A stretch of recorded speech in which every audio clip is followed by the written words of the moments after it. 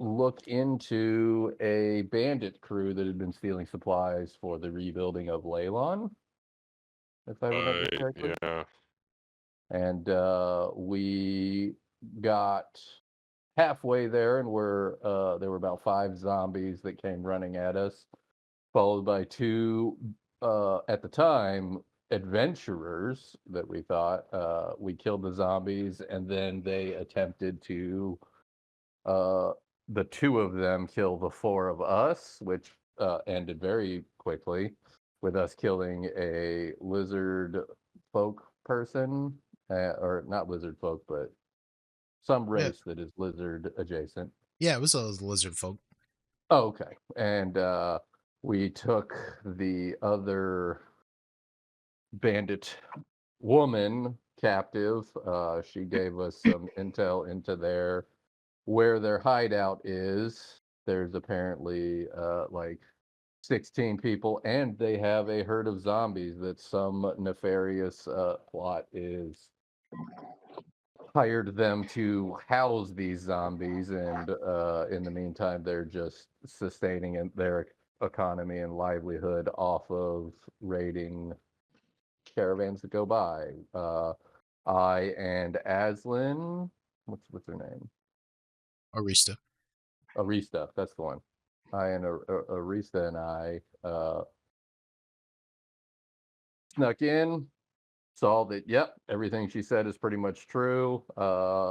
With the initial plan was to release the zombies to cause havoc and then go at it. But upon seeing the layout of the courtyard and how many people there were and how there was no real way to get the zombies out, it was definitely over the 2 of our head, and I snuck back out and was giving that information to Cam and Noesis, and then we ended there.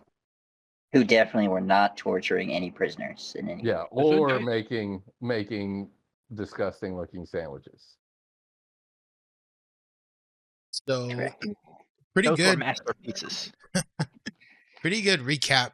Some points of clarity. The zombies that you fought on the road on the way to the tower looked very similar to the zombies that you saw on the rocks and the beach near the dreadnought.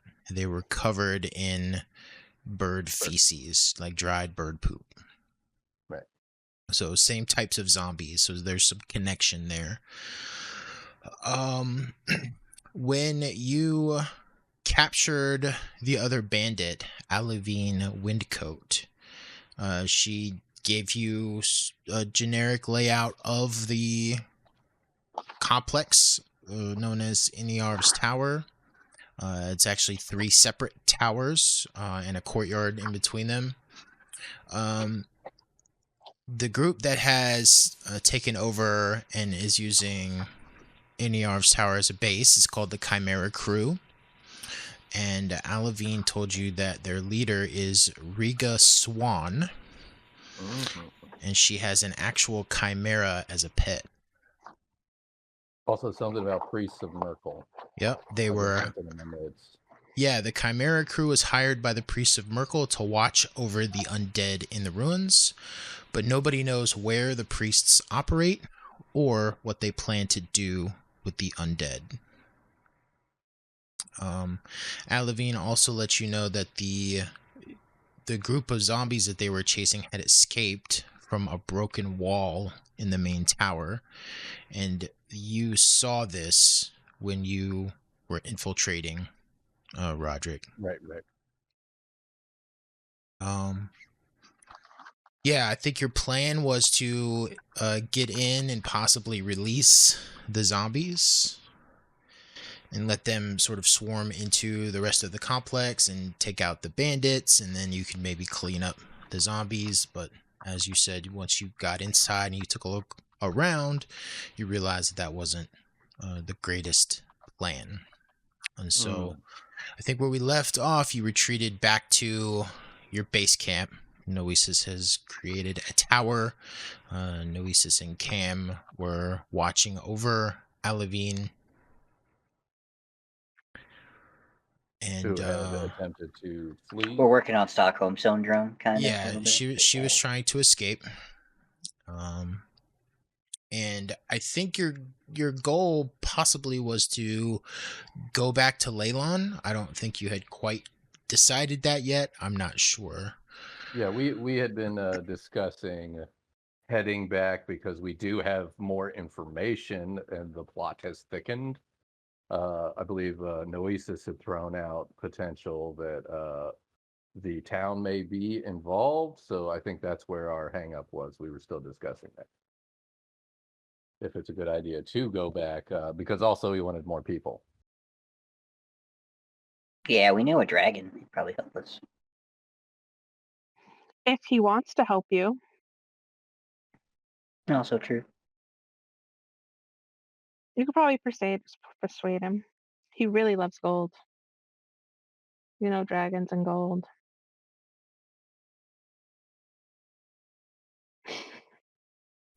So I think he's. here you are outside of the view of any scouts on the tower. At base camp, somewhere within the Mirror of Dead Men, in Noesis's tower, you have Alavine has been restrained again, and you you are here in the tower discussing. So, what do you think about being our new secretary? Is the map updated? Or no? Not yet. Yeah, Okay. you've just got this this campaign map. Okay, cool. Let's throw her in our jail.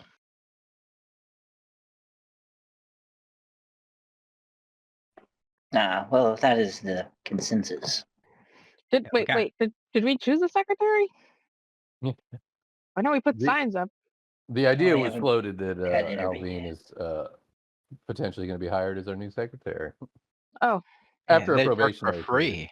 Well, or die.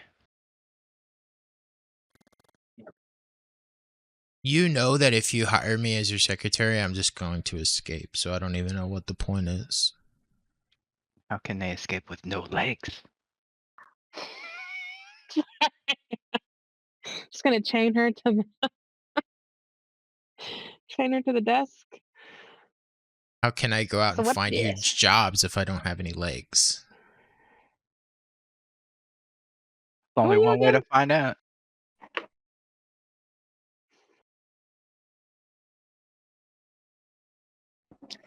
Well, if we release her to the town, do you think they'll just escape as well, like she just threatened to do anyway? Wait, Well, what I did she mean- do? Warn people. The problem is we don't want her to go warn the Chimera crew that we're onto them, or the priests of Merkel. So we can't really let her go. Is the issue? Oh. right. I really do think the best bet is for us to head back to town, take her to the authorities, and go to where we got the mission. You have a lot of trust in the authorities. Well, if they lose her, it's their fault. So at least it won't be our fault. And our problem. Their what is fault my is still our knowledge problem.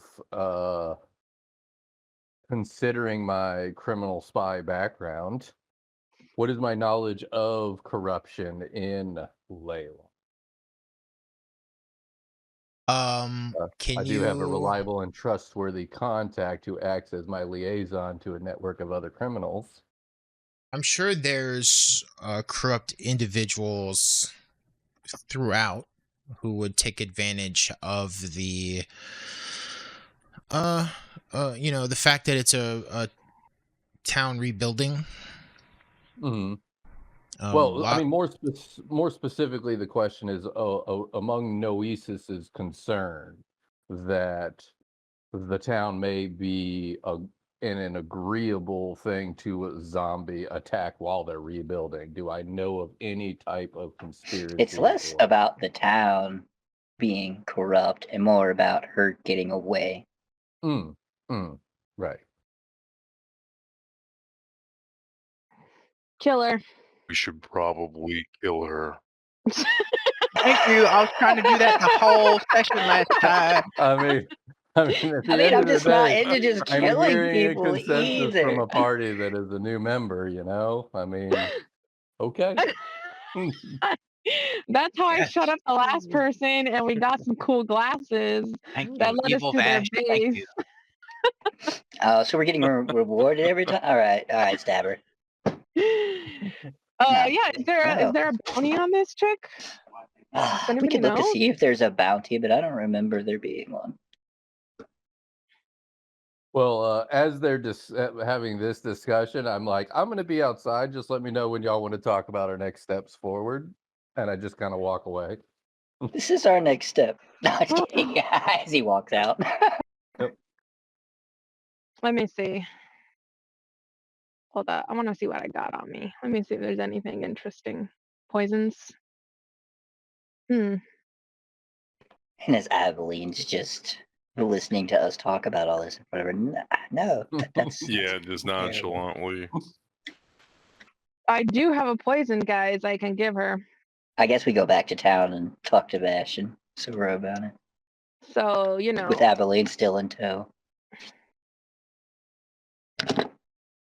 I got this here giant axe. Where'd you get that black hood with the eye holes?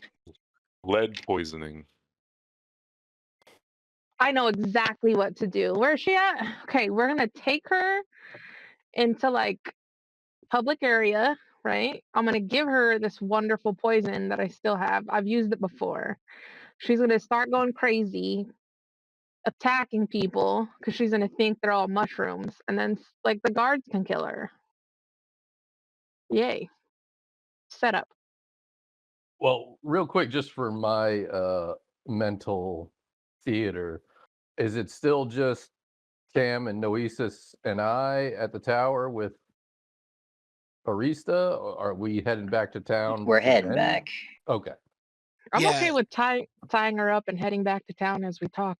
Yeah, that's up to y'all. I think the question was, because Ebony and Vash were not here last session, what is happening with them?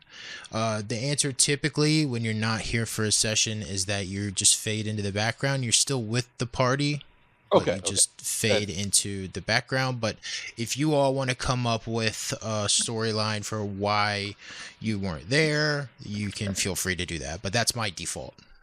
Okay, yeah. Sorry, that's my ignorance.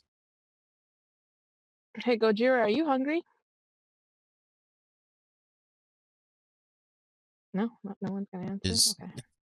Okay. Is Alvin the snack? Is that the? Sometimes Macho answers. Sometimes. I don't know. Very When's rarely. the last time you fed Gojira? How often does Gojira eat? I don't know. Isn't he a familiar? I just assume He's a constant. summon. Live off the He's a summon, yeah. energy of the universe. I feel he hasn't eaten since the don't think lizard that's- camp 3 days ago. It's like a Okay. beast companion. Let's just have him eat her. No body, no trace. Boom. Easy. Agreed. All right, but I'm not watching. And I walk outside for that. Okay. Back to where I was before. Anybody want to cut her throat first? Make this easy. I'm sorry. Yes. I tried to Matt? save you with indentured servitude, but Cam? I thought we just throw her in whole. No, you gotta knock her out. We're gonna make this as humane as possible. Knock her out with your big hammer. You have a big I think we're hammer? past that. I'll just punch her in the head. Okay. Does he knock her out? So the plan is, just so that we're all clear, you are going to knock out somebody who you have captured and who has no weapons, and you're going to feed her to Gojira. That sounds like the plan, yes. Nobody is disagreeing. For the record, Roderick has vacated the premise and is allowing the group to do what Yeah, they feel. I is think Vash is in the corner like, yes. I was trying to argue for indentured servitude, but I feel outvoted, so. But It's I do 3 feel against 2. appreciated because everyone agreed that we shouldn't just let her escape. She seems pretty set that she's not going to stick around. All right, Vash, would She you like was- to knock her out? I She have was more a faith that you'll knock her out. Better. she was a thief and stuff, right? Or Yep. She's a part of a bandit, bandit something like crew. that. She is a bandit. She is not a good person, quote unquote. We don't Have have you- to. How are Can I ask- we? How? I don't think knocking her out's probably the best, because she needs to walk. Nobody's But- gonna want to carry her. But Gojira's gonna eat her. Yeah, she's not walking anywhere. She's getting carried around in I the thought we were stomach. in the town. Nope. Okay, how about No this? witnesses now. Let's knock her out, tie her to Gojira, and take her to the authorities like he said. All right, I'm And gonna she's a- research some kind of spy spell so I can keep an eye on her. She's a bandit. She's a bandit. We'll tell them all about it. And maybe they'll cut her hands off.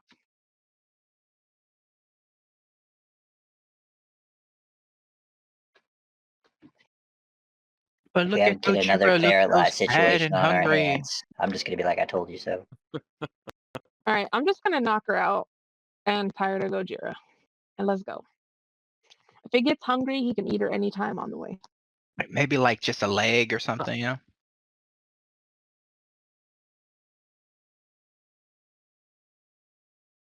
Okay, so you're gonna knock her out and tie her For to sure. Either way, Gojira? we're knocking her Yeah. out. Yeah. You knock her out easy enough, no matter who does it. She's tied up. She can't defend herself. I hit her once with my staff. Oh, sorry, one more time. Yeah, let me double tap her just to make sure. All right. Oh, I'm just kidding. I was weak. Noesis, you wanted to, or Roderick, you wanted to take her to the authorities. If anything happens, your fault. Oh, so we're not slaying our prisoner and feeding them to a lizard? No, we heard a voice in our head that said, "Are you sure you want to murder someone in cold blood?" I've done it before. Well, actually, I haven't murdered them. They were already dying. I just took them out of their misery and then Yeah, that's fair. Well, hit the body. while I have been one to bend our societal laws from time to time, I was concerned by the rabble that Ramses has found himself with, but I'm glad to hear that calmer minds have prevailed. Okay. An Let's get asset going. alive is always an asset. An asset dead is nothing that can be used. So. Hey, as I said, you want to keep her alive, she's knocked out. You take her to the authorities and ensure she's not escaping. Out of curiosity, was your discussion about killing her before you knocked her out or after? After killing her after we knocked her out. Well, Oh wait, we discussed it before knocking her out. It okay. was just a little game to scare her, you know. She was in Okay. privy of all the torturous things we were doing. Well, hopefully that resonates with her upon her coming to. But on our way. Yeah, she probably thinks she's dead right now. I don't think she's thinking anything at the moment. I know, but when she wakes up, she's gonna be like so shocked. Okay, Hmm. yeah, let's go. All right. Right. What is your marching order as you head back through the swamp towards Leilon? I will probably be somewhere towards the front. I'll take up Good. the rear. Gojira and I in the back, as usual. If I'm a there, frail I'll wizard. take I'll be in the front. middle. Okay, so between Vash and Ramses, who is I'll let Vash take the lead. I'll be 2 people wide. behind or yeah, to the side.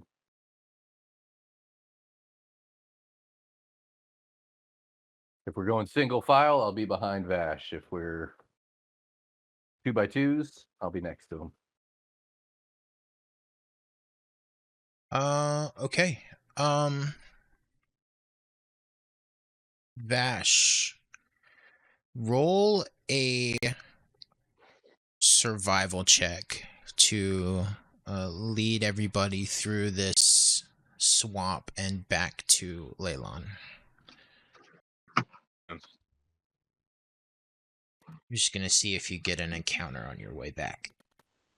Yay. Survival.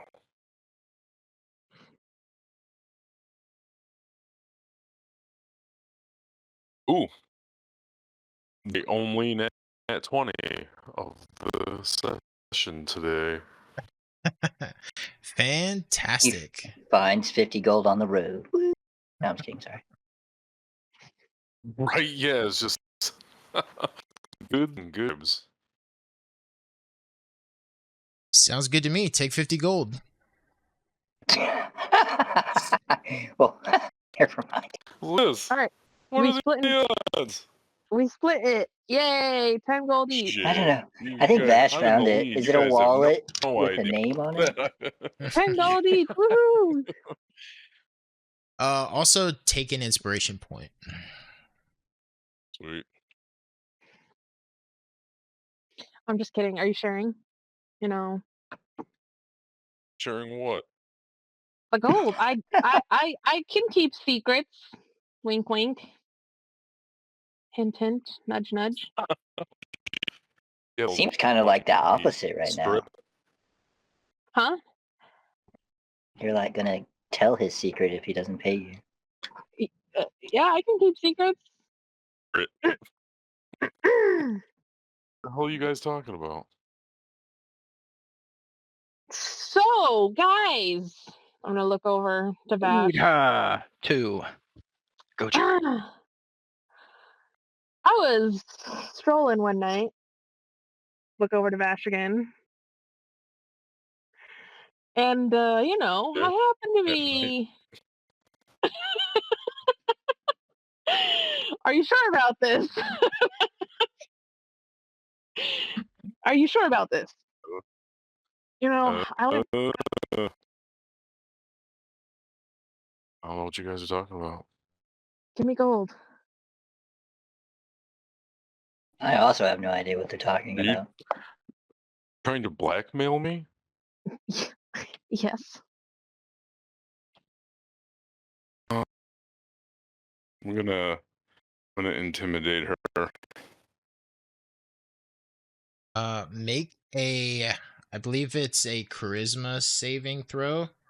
Ah, fuck. Uh-oh, I'm not here very comes evil Vash. charismatic. Why are you always making me doing charisma shit? I swear, like, you know. Like an insight. Charisma is my best stat, so that's what I'm gonna do. As a DM, we reserve the right to use your weakest stat against you. I got an 18. Vash, your intimidation check.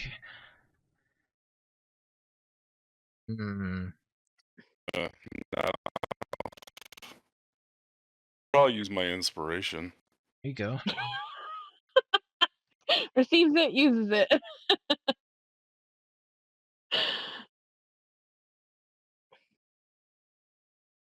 As the initiator of this, I'm gonna say that Ebony's 18 meets and beats your 18, Natural. Vash. Whoa, yeah. So there's an intense stare off, and a sort of battle of wills. Ebony, you I'm know, still walking into space planting. You guys. Ugh. Ebony, you know Vash means business, and he's serious about this, but you are not. You're ultimately not intimidated by him, but it's by a small margin. Uh-oh. He said that he couldn't hear us. I think he's having some internet Yeah, issues. Vash was Okay. intimidated and left.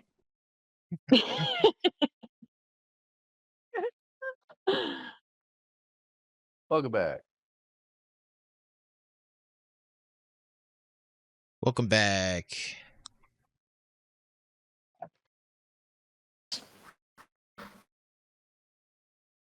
I lost you guys somehow.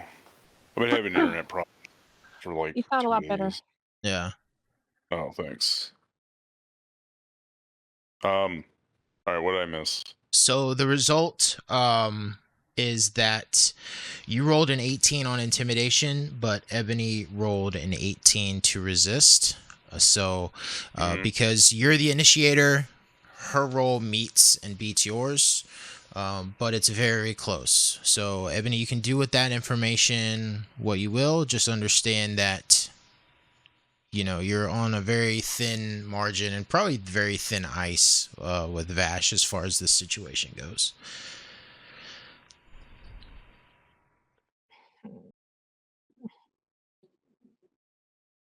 But ultimately, you were not intimidated, is the result.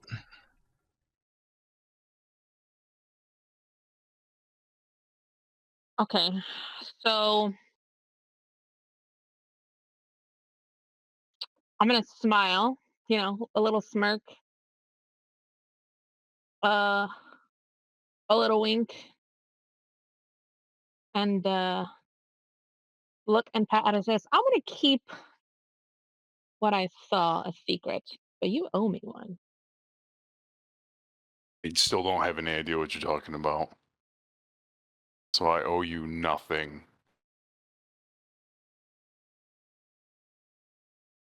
I wonder if I can.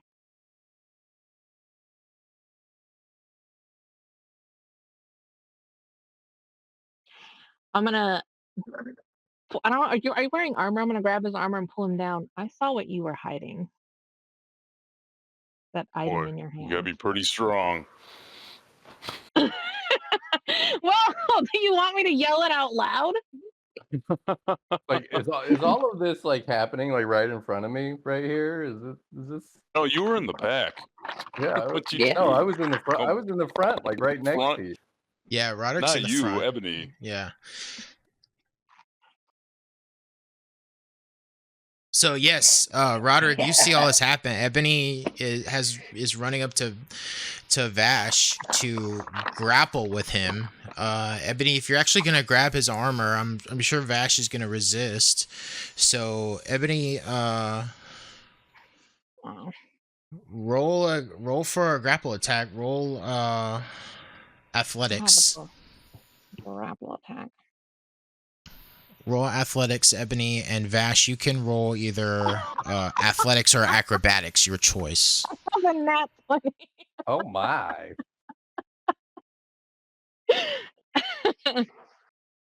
What are you, a ranger? Oh my!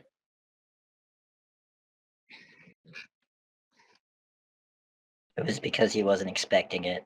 Mm-hmm. So Ebony sort of catches you by surprise with her swiftness and does get a hold of the sort of the sides of the front of your armor there and is able to grab you and pull you close to. And what do you say, Ebony? I saw that little trinket back in the village where we had our drinks after.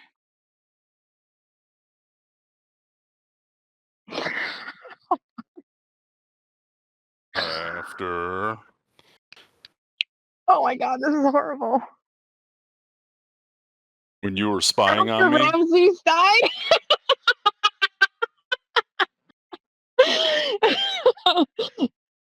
And I had that tea. Yes, I saw the little trinket. Talking about the ring? Yeah, the evil one. You evil person. Well, first of all, you don't know it's evil. Oh, well. I saw your Secondly, trinket. I don't care if you know about the ring. I've been playing with it openly this entire time. Oh, I wasn't there for it. Okay, well, that was useless. Okay. Ebony And it's not looks evil. defeated. Interesting. Yeah, just you are. That's fine. I guess I must have been spacing out this whole time. I think ultimately, Ebony, you probably know that Vash is hiding something about the ring. Vash is not been exactly having it out in the open, and he hasn't been completely forthcoming with everybody about it. You were spying on him, and he was he had something in his bag. You don't know what it was. No, but he you- brought it out, and I when I rolled, I saw something. Yeah, you I didn't know what it was. Yeah, you didn't get a whole lot of details on it. You saw something, and so that's really what you have to go off of. Is you think Vash is hiding something? You just aren't exactly sure what it is.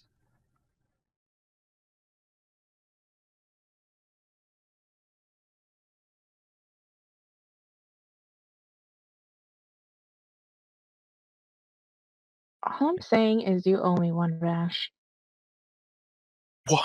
You keep saying that.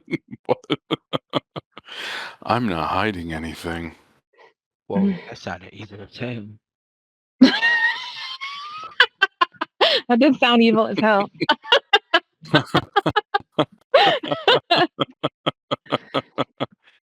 Oh no, let go and push his armor back. Yeah, you're only hiding what happened to Jasmine. I keep going. while this little I'm skunk gonna I'm is back. watching you. Oh, I'm gonna give I'd him like the to do two, it. like, I'd like to do an insight check on what's happening with their discussion. Specifically, I'm not hiding anything. If at all well, that's why possible. I was trying to make it look flirty. That's why I put my hand on his chest and it was winking and smiling. That was my I was trying to be deceptive for the rest of the group. Okay, so this is how we're going to handle this. Roderick, you can make an insight check, and Ebony and Vash both. I want you to either roll a persuasion or deception, but only to yourself, and tell me what your result is. Do not roll openly. Oh, I rolled openly. You can roll openly on your insight, but the either just and this persuasion. is mostly 'cause I'm new to the group and I'm trying to figure things out. Yeah, for Vash and Ebony, either persuasion or deception, your choice. Roll secretly. Tell me your result. How do I tell you? Just Just DM it message to it me. to you? Yeah. This protects your, because if you just say, "Oh, well, I'm going to roll deception," then that's above the table and everybody knows. So this is why you're going to roll secretly on this. Okay.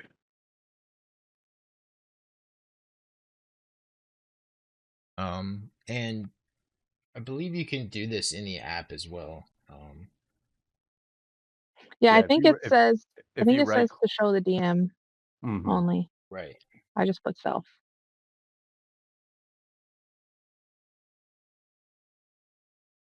Okay.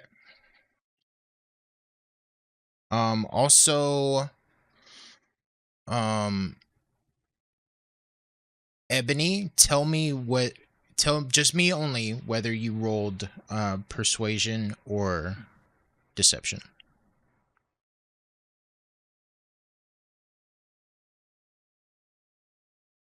Oh. I almost called you.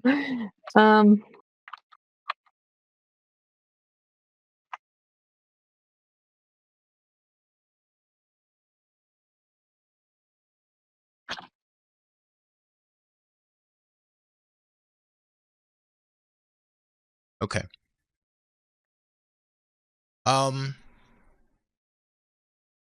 And then I will send Ramses the message. Whoa, that guy's dead. I don't know who you're talking. Oh yeah, not Ramses, but Roderick.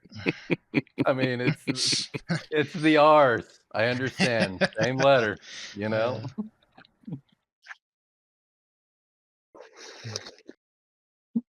Sending him a message into the afterlife. That's Yeah. right. He can't get upset about Fiona anymore. Ramesses, let my people go.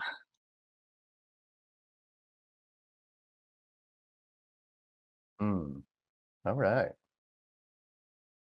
I turn over to Noesis and I just make an offhand comment. I'm like, is this normal? right here? All the time? Yeah.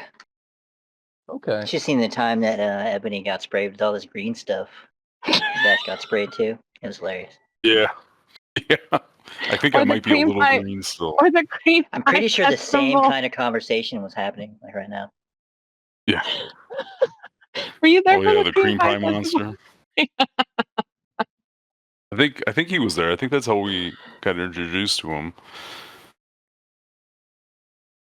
I was introduced initially with the breaking of a dartboard.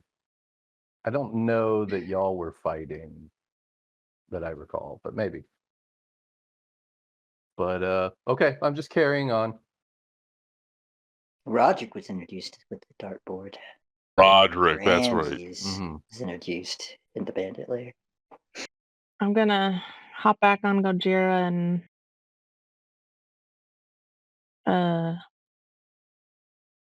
make my way back, keeping eye contact with Vash the entire Okay. time. That I have that kind of vision on the female.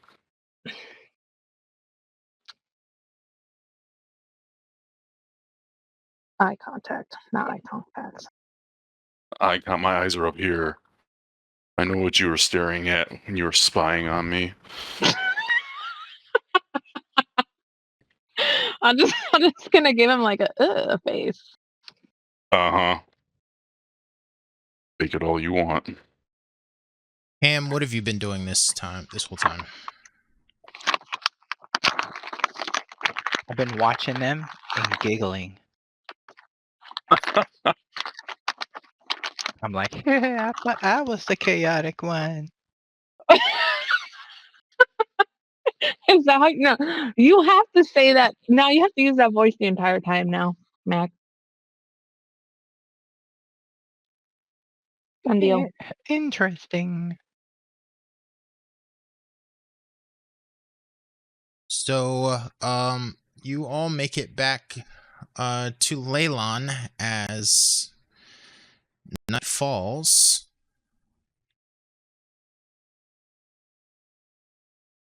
What do you do?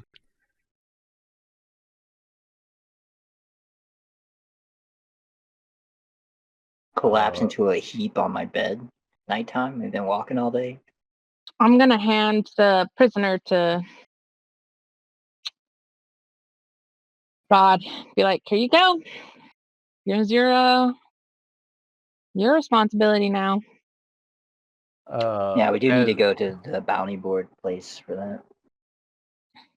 As I reach up to try to grab a hold of her hand bindings, I mentioned that, maybe someone a little larger would be helpful as well. You gotta pull your weight, bro.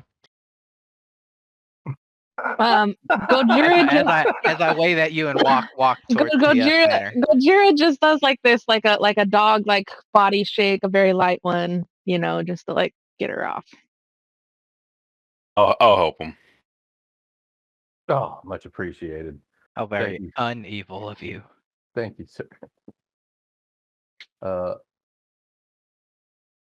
I assume first we head to the Not evil. board, wherever we got the quest from, to give them information, and then from there, probably the authorities to take her, and then I will probably head to the guild to find out anything that I can about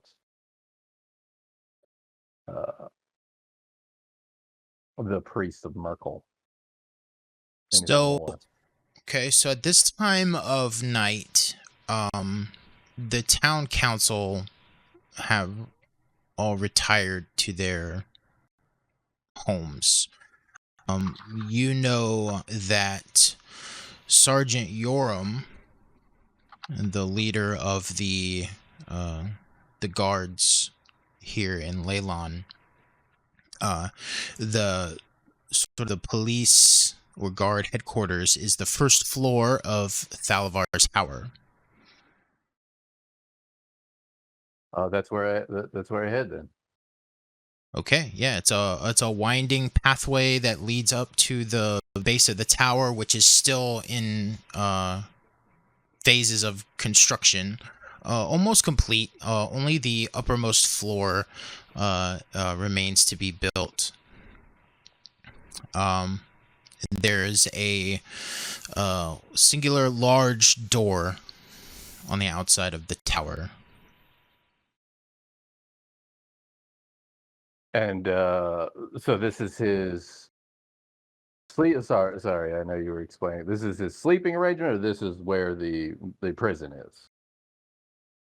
Like you said, he's gone home. Yeah, as a prominent member of the Thieves Guild, I'm gonna let you help me out a little bit with this. Is this where prisoners kept, or are they kept somewhere else?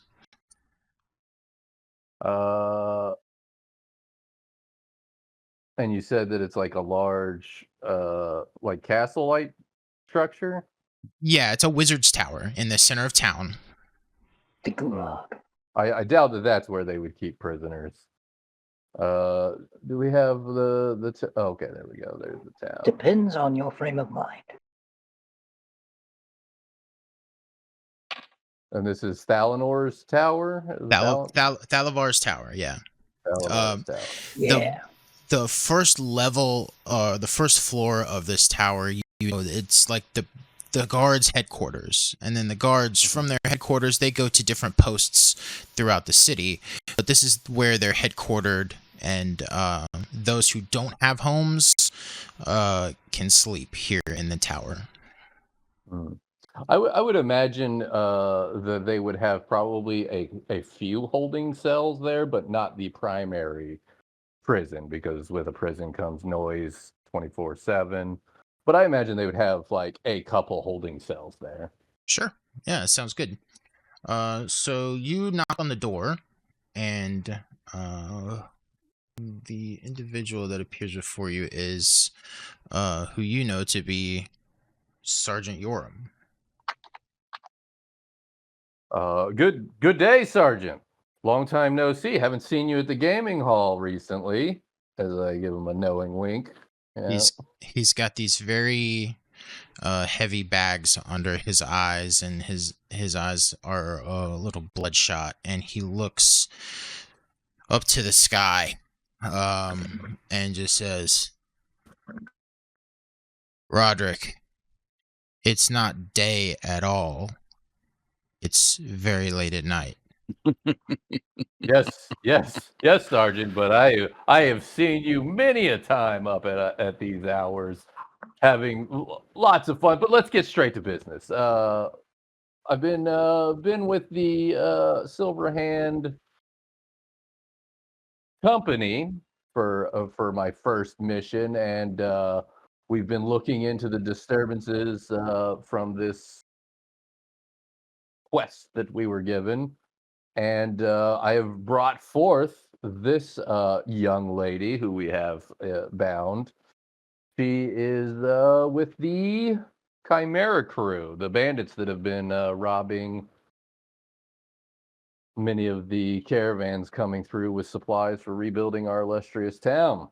And there may be a nefarious plot at hand as well to attack the town with zombies. So we needed a place to get rid of her. And for now, this is, as the law says, due process. Just doing my civic duty, reporting this crime. Yes, I know all about the quest that was put up for the Iniarv's tower and the bandits out there, and you're saying you have one of the bandits? Yes, just the one currently. Her whereabouts are unknown by the bandits currently, to the best of our knowledge. And I can say this first-handed. But we're currently doing some more investigations. But we've used her for all that we find necessary. And last I checked, robbery wasn't a capital offense. So we're turning over to the authorities. And what's her name?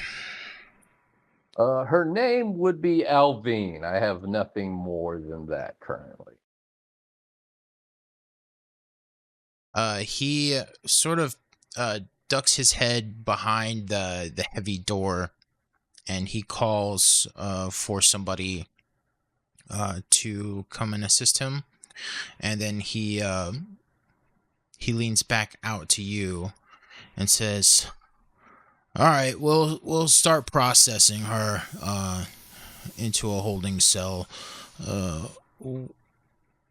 You said she's a bandit. What are her crimes?" Well, I can tell you firsthand, attempted murder. It was foiled though, so assault at a minimum. I would assume she's part of the raiding parties too. Well,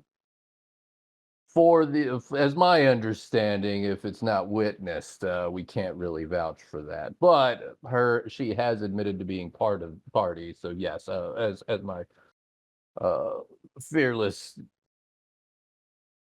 Sir Vash has stated, potential. As a wizard, thievery. would I know if it's illegal to be having zombies? You know, just owning a zombie. Oh, like necromancy? Yeah. Has necromancy been banned in Tamriel? These are good questions. I think you would have to defer, honestly, to Vash as somebody who works in the Temple of Tyr and who serves the god of justice, and who works. He's there, right? Yeah, with his Yeah, I'm peer, here. with his peer to adjudicate conflicts and set the laws of the land. That would be up to Vash whether it's illegal to own a zombie. Well, I would like to also think, with my criminal background, I would have some knowledge of the law, right? Well, Yeah, you Let's would. go. I don't know that the laws are written yet. It's sort of like, hey, I think this is wrong. Let's go to the temple and let the okay. paladins of Tyr and the clerics of Tyr and everybody who works for Tyr, let them sort of decide. It's kind of like a, I don't want to say kangaroo court, but it's sort of like an informal like court system. So what is the blessing of the church?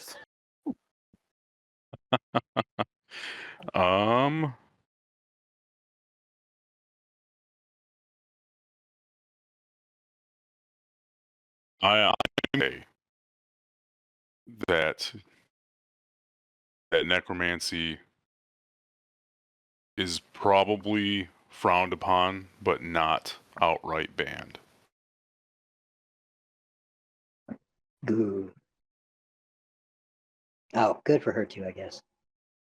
Well, yes, Sir Vash, we will take that into consideration and make a note of that on her file. Fen, come and grab this young woman, and we'll put her in our only holding cell. And you see a young guard come out, Fen, and he's kind of wiry and thin, and as soon as you see him, Vash, you're like, there's no shot that this guy is able to carry her into that cell. I will assist him in helping him escort her. As you approach, Fen sort of puts a hand out and says, no, I got it. And then he sort of gets into a squat position and is trying to like get his arms in the right spot to like cradle her up. Yeah. Oh, she's still out. Yeah. And I didn't. This is like, yeah, dead weight. And he's like,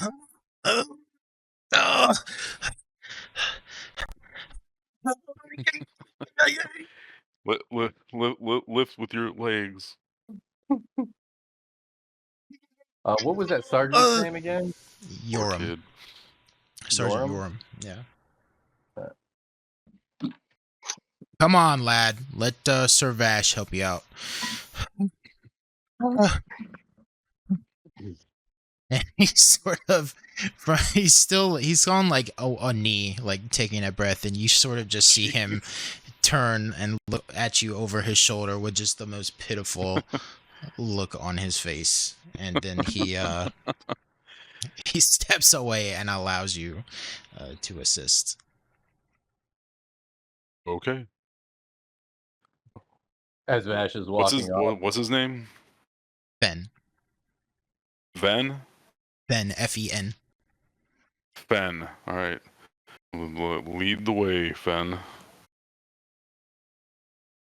You're led into the tower, the first floor.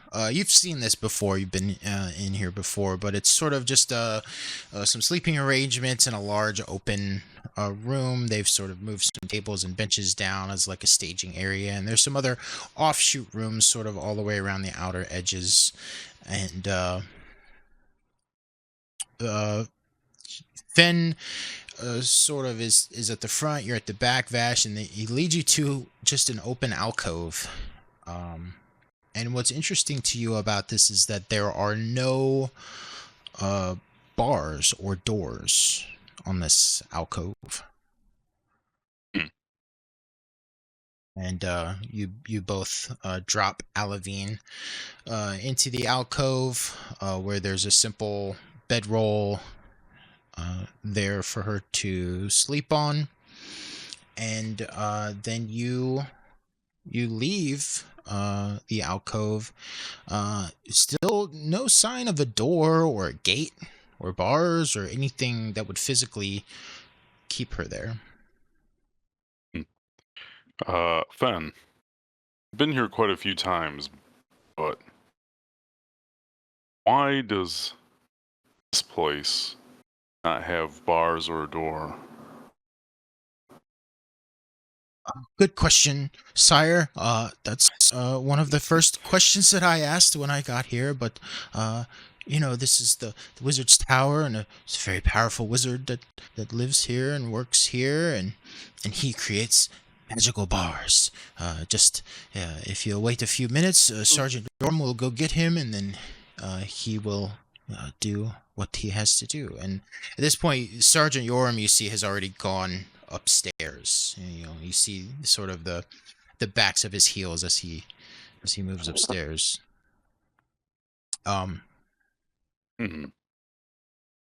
Shortly after, he returns with Akaji Man.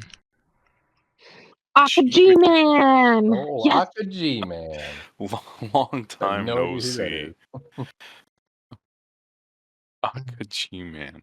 And Akaji Man, compared to sort of everybody else here who looks like very sleepy, like they got woken up in the middle of the night, Akaji Man looks fresh as a daisy. And he sort of stressed down. He's like, yes, a lot of research to be done, so I wish you hadn't interrupted me, but I do also enjoy casting a bit of magic. And he sort of rubs his hands together very quickly and pushes both of his palms towards the open alcove, and you see from the top and slowly gliding down to the bottom a set of like neon blue magical bars just sort of scroll down from the top of the opening to the alcove down to the bottom. And he says, that should do it. That should keep anybody in and anybody out. And if you need anything else from me, I'll be at the top floor doing my research and directing construction. And so he quickly disappears back up the stairs, almost as quickly as he arrived. Okay. That answers that particularly weird question. I guess we head to where we got the request. Fill them in on what we know so far. It's the middle of the night. I'm going to bed. You I guys thought have you fun already with that. left. Kenn's been long gone. I'm already in bed. Yep. Well, S- fine. I'm in bed. Just you two. Have fun. Sergeant Yoram speaks up as he sort of leads you out of the tower. He says, first thing, I wouldn't bother with any of the council. They're all asleep, and I think if you knocked on their doors, they might turn you away. Second of all, you only got one bandit, so the quest is not done yet. But the plot has thickened. There may be more money to be made here. We have a threat on the entire town. Initially, this is a quest for bandits. He puts a hand on your shoulder, and he has to reach down a little bit in order to do this, but he's making a point to put his hand on your shoulder and say, "Save it for tomorrow, Roderick." I guess things are pressing only in gambling halls. Gaming halls. Smooth. He rolls his eyes at you and disappears into the tower and closes the door behind him. I look to Vash and I say, well, I guess it's bedtime. Yeah. I Let's, scurry on off. Okay. I'm gonna head back to the manor. I do intend to swing by the guild first to see if anyone is awake that I can get some balls in motion for information. Yeah, the Thieves Guild is awake at all hours of the day and night. Right, reliable. Thank you.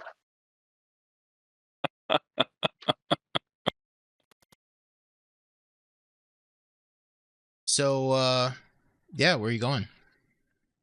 Well, I'm gonna go through my secret entrances that I have, and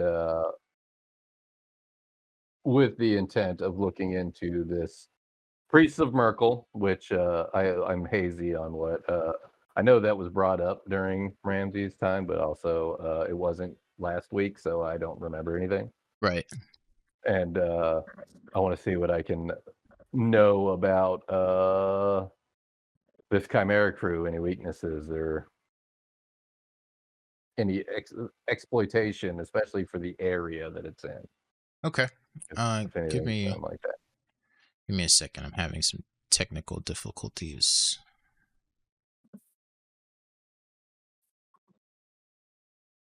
Let's try that again.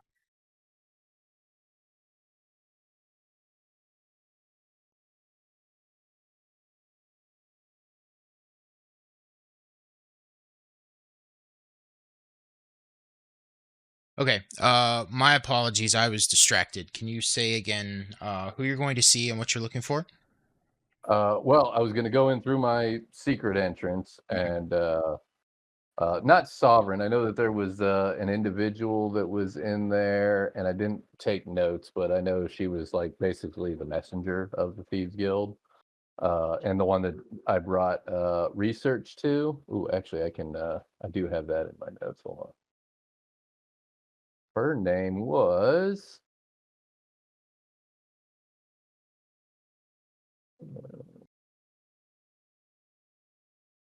Isabella Whisperer Cortez. Okay. I think was the one that was that's who I'm going to go to find out if she knows anything about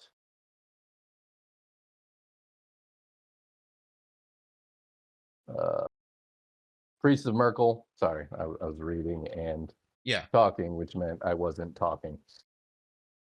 Isabella, I'm going to go find out if she knows anything about Priest of Merkel. Also, I kind of look into if we know of anybody that may have defected or are in the Chimera crew. Like maybe we have some spies or something like that. Points of contact. And that's really about it. And if we have any information on Regus Swamp. Okay. Yeah, Isabella is she's in her sort of work at her workstation, and you can kind of see there seems to be like tunnels and openings throughout the room where carrier pigeons can fly in through the top of the muddy manatee and fly down into the depths of the guild and drop off messages and pick up messages and be sent back. There are papers sort of scrolling past on like clotheslines to where she will occasionally grab something and read it and then put it back, and just lots of message traffic going in and out of this of this area. On the subject of Priests of Merkel, she does acknowledge that there has been a lot of activity recently with the Priests of Merkel. Priests of Talos have seemed to calm down, and their activity is very quiet. And this is a new development within the past few days. Talos activity has significantly dropped. The weather has calmed a lot because the weather is one main way that you can tell that there's Talos activity going on. And the weather has stabilized, but then reports of the undead, reports of necromancy are on the rise. And so the Priests of Merkel seem to be using the lack of Talos activity as sort of an opening into do whatever. Like a nice vacuum. Yeah, do whatever they want to do, right? Okay. On the subject of the Chimera crew, she confirms all of the information that you got from Alavine. Their origins, Riga Swan, the pet Chimera. And she says that they have newly moved in to Iniarv's tower. They haven't been there for a very long time. They just recently moved in. And she confirms the presence of the undead there. As far as an insider, she says that Thieves Guild does not have an insider in that crew. Okay. All right. Well, was there a third question? Well, I was asking about Regus Swan, but I think you just kind of hit on that as well. So, if there was anything that we knew more about Regus Swan or her, but I think that's yeah. Let me look.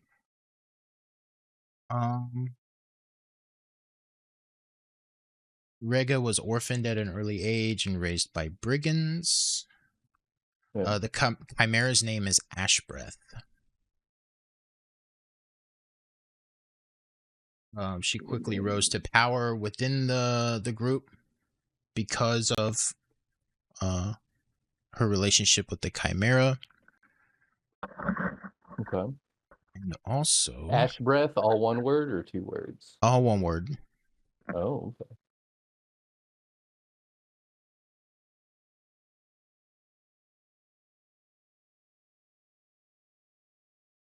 Is that about it?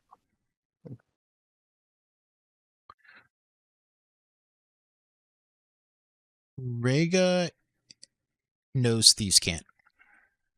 Oh, okay.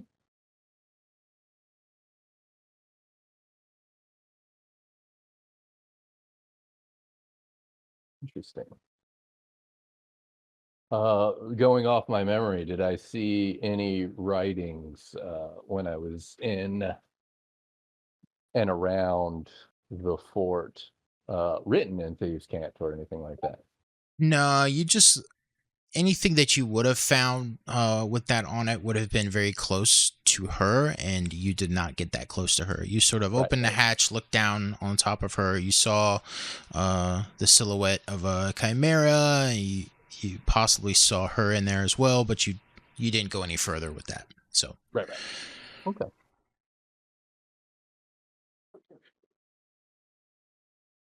All right. I let her know. Please let me know if you find anything more.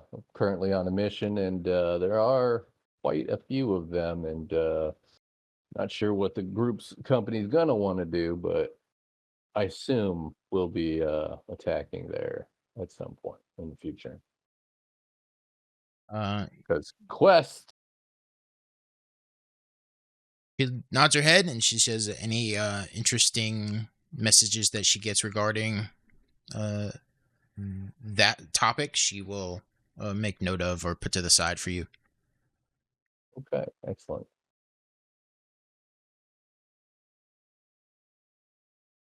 And I don't think I had any interesting information to give them. Oh, that's it. All right, so then I go to bed. I assume you head off to bed as well. Everybody go ahead and take your long rest.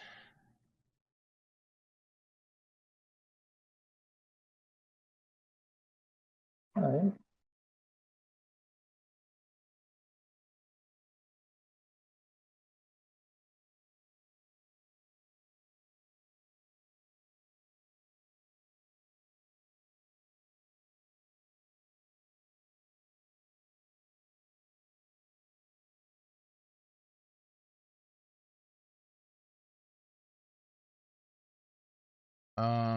Vash.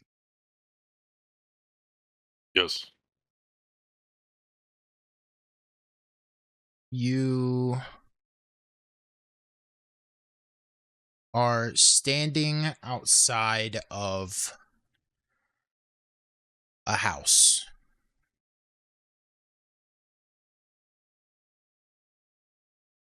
Okay. The rest of your party have gone inside the house. You're on lookout. Okay. Suddenly you smell smoke.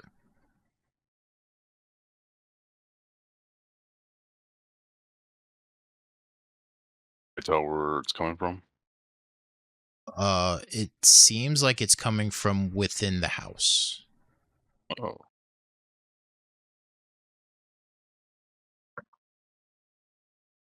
What do you do?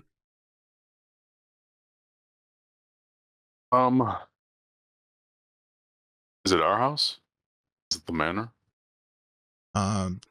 You turn around from looking over the sort of open field in the center of Phandalin, and you see the house of famed adventurer Darren Eatermath. And there's a flyer, there's a banner on the front of the house that says Eatermath for mayor.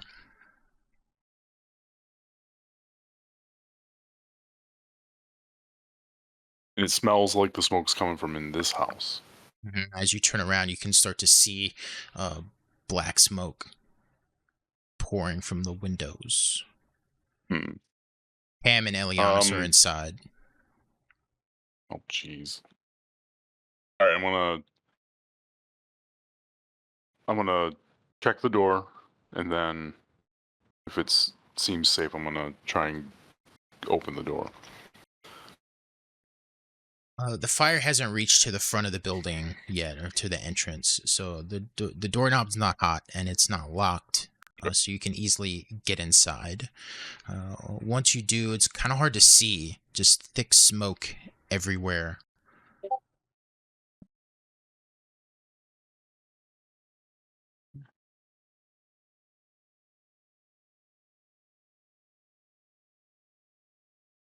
I How well do I know the layout of the house? You've never been inside before. I'm gonna stay low and try to search for any doorways or something that looks like it might lead into a room or a bedroom. Yeah, so the front door sort of opens into kind of a kitchen area on the left, and then on the right you can tell that there are some doorways to bedrooms. The smoke and now a faint orange light seems to be coming from beyond the kitchen towards the back of the house. Okay. I'm gonna head towards the bedroom areas to try to get everybody out. As you open a door to one of the bedrooms, you sort of grab for it, but it opens before you can actually get your hand on it. And a dark hooded figure sort of runs up and shoves you out of the way. You've seen this dark figure before. And when you have seen it, it had a blank face. But this time it's different. The face underneath the hood of the figure is a white skull. Okay. And as the figure shoves you out of the way, you wake up. Oh. So, it's all a dream. White skull, huh?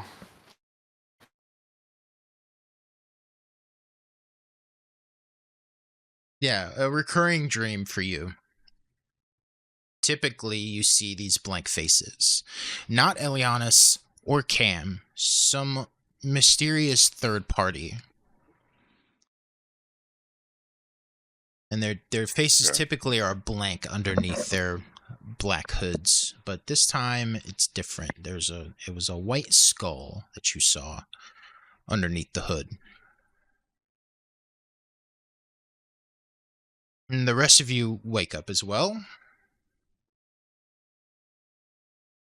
You're free to seize the day. I'm gonna head out early in the morning with Gojira and go hunting. Try to find maybe some deer nearby. Make a little bit of coin. Maybe find 50 gold just lying there on the ground.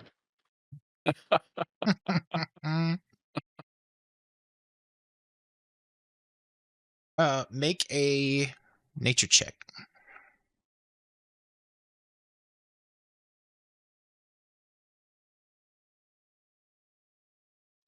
$13.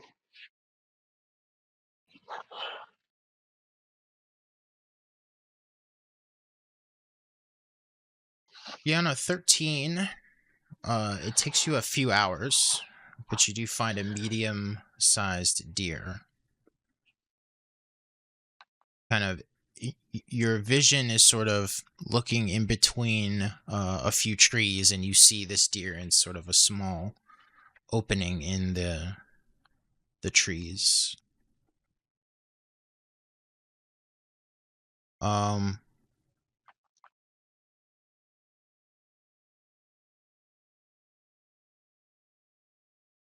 You can make a survival check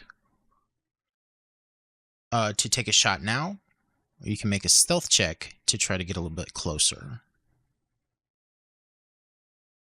Stealth. Okay, roll stealth. Nat 20. Nat 20 on stealth? Holy shit.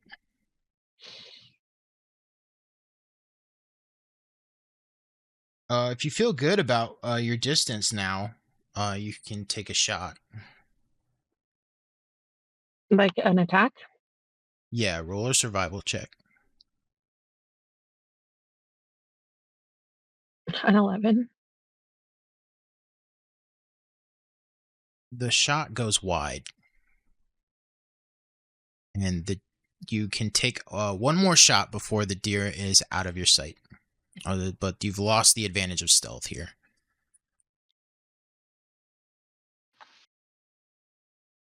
15.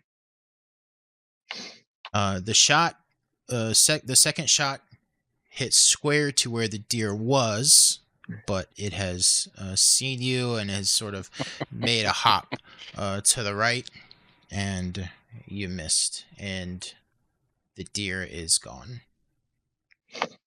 Okay. Was I supposed to do survival with advantage? Nope. Okay.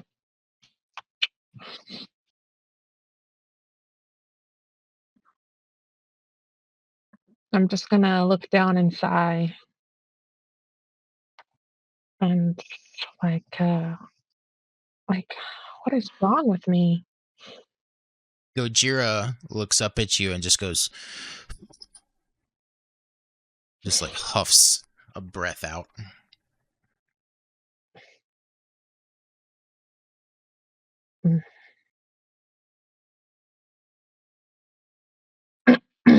I'm gonna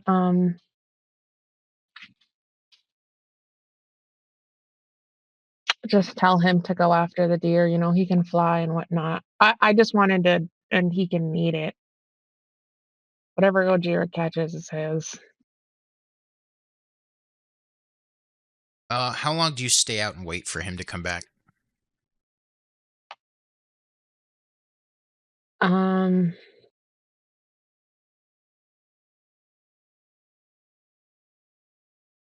I'll stay out about like an hour, I guess.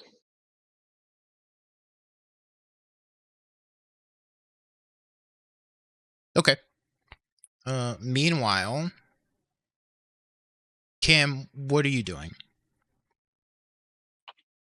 Okay, check this out. I went to the fishery, Okay. right?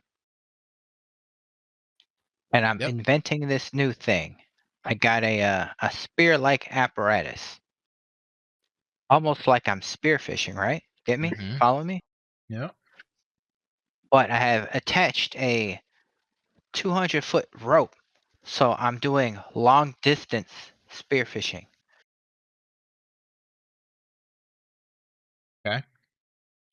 Uh-huh. So I'm trying that out.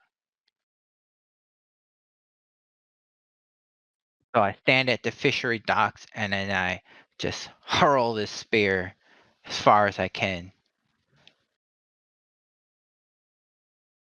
to see what I might impale. Okay. Roll a d20 with disadvantage. Damn.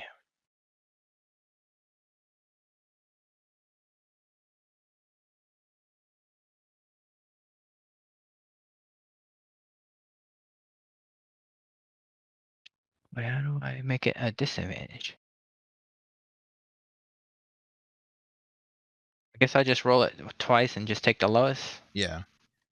You should be able to like right click, I think, or long press if you're on the phone. Well, I got a 5.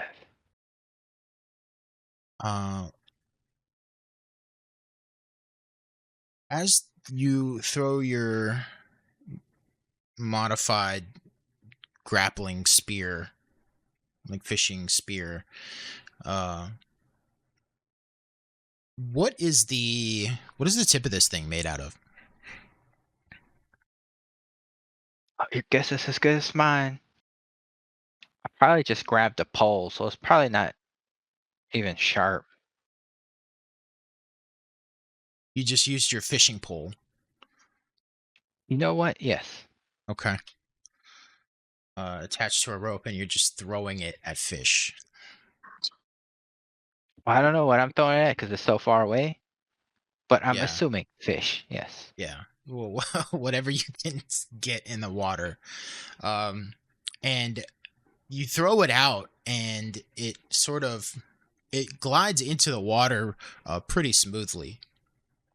And you've got your rope on the other end in your hand, and as you look over next to you on the pier, there is an elf in fishing waders, and he's got his fishing pole and sort of a tackle box next to him, and he just glances over you and he says,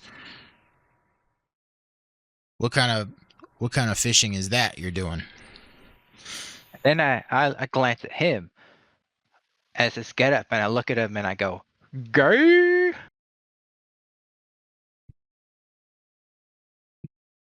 He rolls his eyes, shakes his head, and he just says, you ever catch anything? Ever?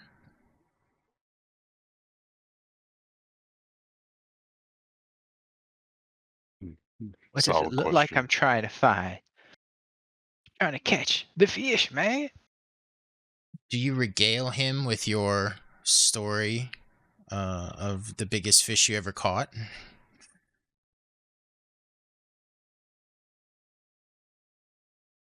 Why not? How does the story go?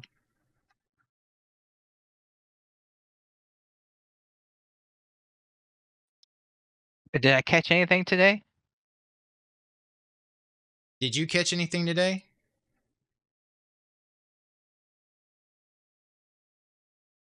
With my new The attention setup? of this fisher, dude. Yeah, you're in the process. But I was hoping that you would tell him the story of the biggest fish you ever caught. All right, so I start telling the story. Right, I got my bucket next to me. It's got one fish in it, and I pull it up, and I'm like, today is the day that I caught the biggest fish that I've ever caught. Okay. You feel something tugging on the rope. And Okay. as you pull it in, it's a little minnow that has been tangled up in all the fishing line from your rod. It's not on the hook, it's just like it got tangled up in the fishing line from the fishing rod. I turn to this elf and I smirk and I say, I've got another story of the other biggest fish I've ever gotten. He laughs out loud and he says, well, I gotta give it to you. I didn't think that was gonna work at all. But you sure did catch a fish, and now I've got a fishing story about the weirdest fish I ever saw somebody catch. Then I say, regale me with your story. Well, there was this half-orc woman that sauntered up all confident like, and she was mostly naked. All she had on was a chef's apron and a chef's hat. What style? That's awesome. She tied up this rope on the end of this fishing pole. And I said, okay, sure, maybe, so she doesn't lose her fishing pole while she's fishing. Maybe that was her goal. But then she just threw her fishing pole entirely into the water. And I looked at her. Like a genius. And in my mind, I was thinking, there's no way that she's going to catch a fish. No way this is going to work. I've been fishing for years. I know these waters like the back of my hand. And that's not how you catch a fish around these parts. But wouldn't you know it, when she pulled on that rope, she pulled her fishing rod out of the water, and there was a small fish tangled up in her fishing line. She can never use that fishing pole again, I'm sure, without respooling some line on it, but she achieved her goal of catching a fish. I says, what a genius. I hope I meet her one day. So roll a d4.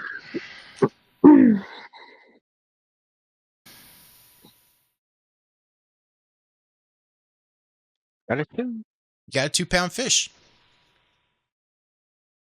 Oh man, that's a pretty big fish.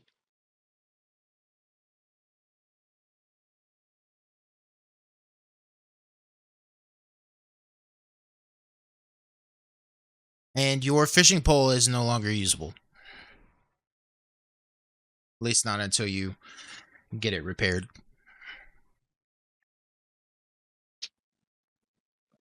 Back to the drawing board.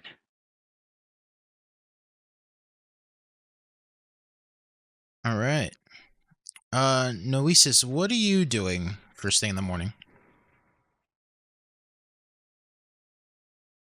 Well, I am curious about the bounty board scenario, so I'd probably hunt down Roderick and Vash to see what happened.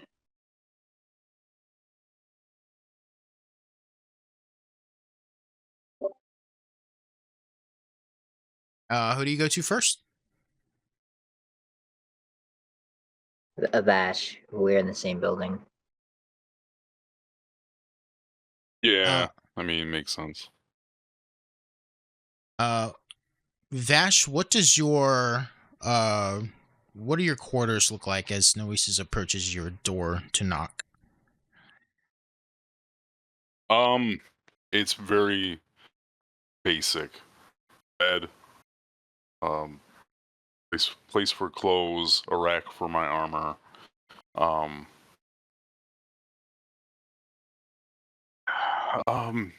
Maybe tiny shrine to Tyr.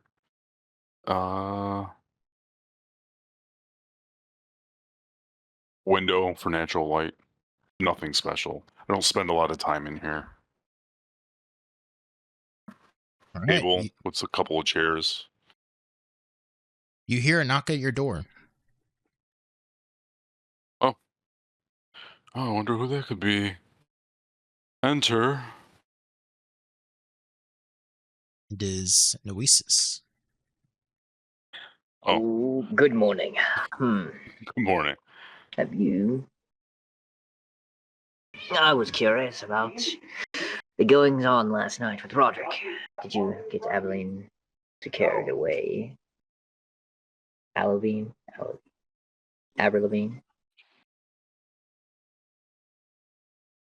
So what? I'm sorry. What's your question?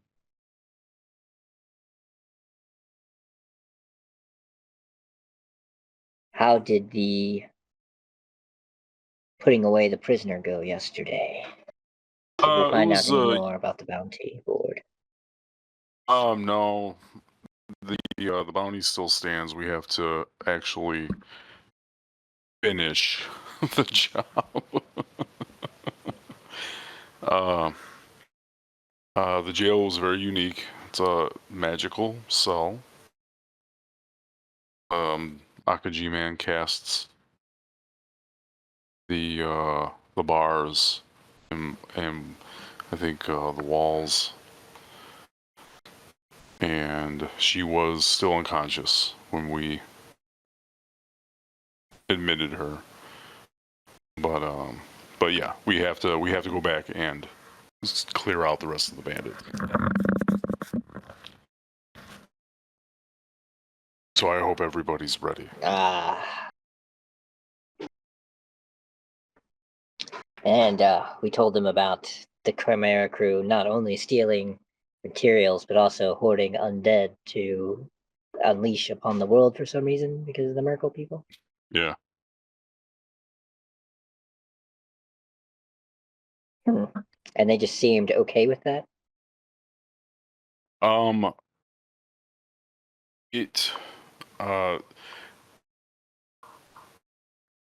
Roderick? I think Roderick got a little more information about Roderick that. would know more? Alright, yeah, let's go. It seemed like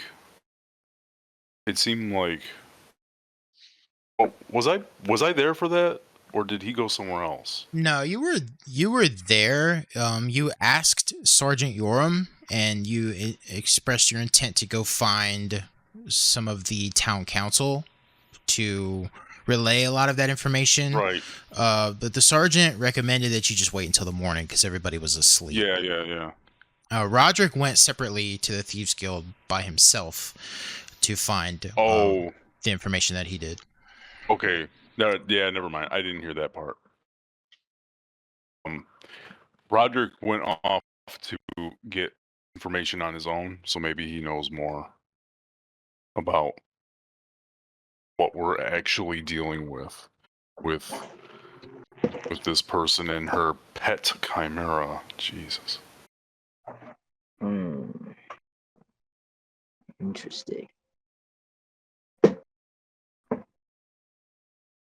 Fair. All right. Let's go find Roderick. See what the council has to say. I'm sure he's at their I didn't see Ebony anywhere. I think they left already. well, she's gonna miss out. Mac also isn't anywhere. I suspect he's fishing. She's always fishing. To the docks. And I can To the usually, docks. Be found at the gaming hall. Yeah, that's our next stop. Cam, I meant. I need to go to Cam. Yes, Cam at the docks. All right. Yes. So you all head for the docks. Ebony, Gojira comes back after about an hour, empty-handed, unfortunately. Okay. He's got a sad, dejected look on his face. Damn. All right, Gojira. We'll get him next time. I am heading back into town, I'm assuming? Yeah, I'm going to head back to town, but I'm going to head to the Temple of Tyr. Okay. As you do that, Roderick, how does your day begin? Upon waking, I head into my office and then up to the gaming hall to just check on typical day-to-day stuff, just make sure it's running smoothly. Usually spend the beginning of the day just checking into all the business. And I imagine after an hour or two, if they haven't come to me, I will make my way towards the manor to try to find them. Okay.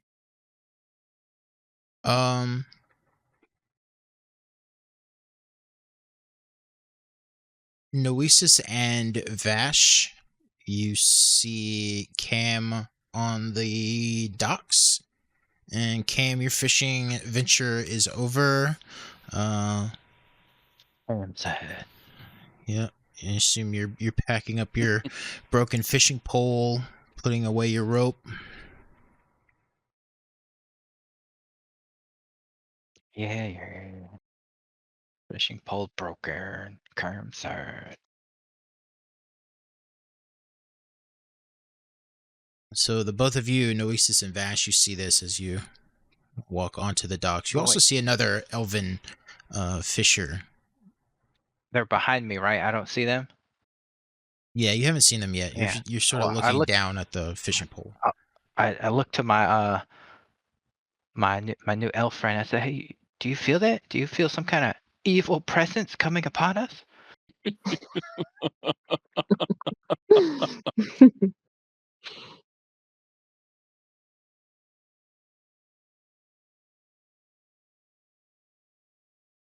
And we're going to find Roderick. Oh, God. Oh, okay. Cam's new friend. Cam's over there talking to someone. That's where the evil come from. Okay, cool. It's just that.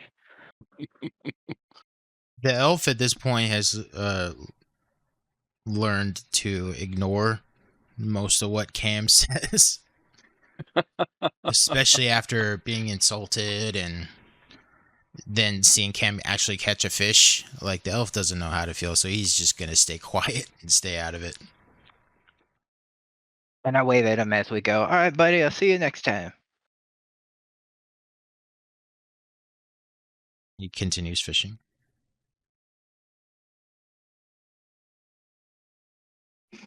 Did you catch anything? Got this here 2-pound epic fish.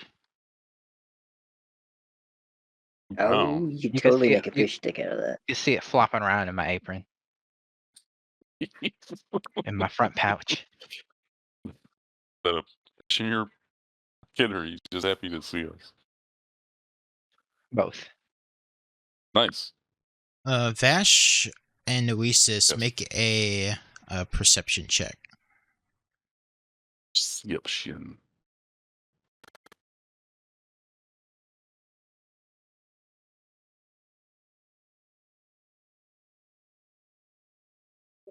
Got a 19 plus 1, so 20.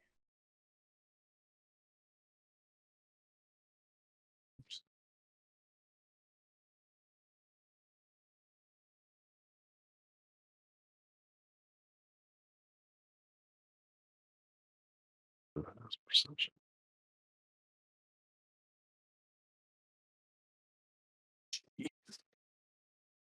A 9. Vash, you looks like shit. a perfect fish. It's like, how did Cam even catch that? Hey, 2 pounds is not. I'll take a 2-pounder. Noesis, I'm impressed. Noesis, you notice that the fish is missing both of its eyes and one of its fins. Have you been nibbling?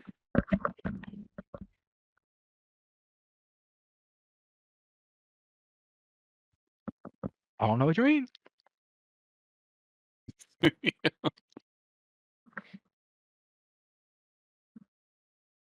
So Is it going still to alive? If I cast Cure Wounds on it, will its eyes come back? yeah, it's still alive. You could cast Cure Wounds if you wanted to on the fish. Infinite food glitch. It's up the house. Oh man, fish. Going to visit Roderick, I assume.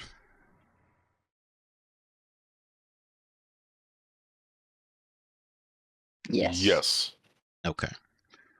So you all head for the gambling hall where you know Give me my Roderick book back. works. Ebony, you're going to the Temple of Tyr.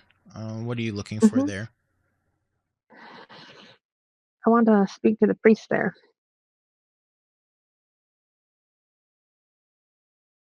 I lost my map somehow. All right, so yeah, you enter into the temple and you see multicolored light pouring in through the stained glass,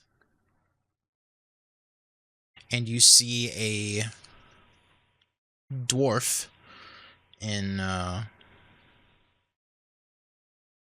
heavy armor with a peg leg and a thick graying beard. And he doesn't notice you enter. He's working on a bench, rebuilding it inside the temple. Hello? Do I notice him? Oh. I'm just calling out hello. 1 second. He's just like hammering some nails into the bench to sort of finish it up. And then he stands up straight and he looks over to you. He says, hello. How can I help you?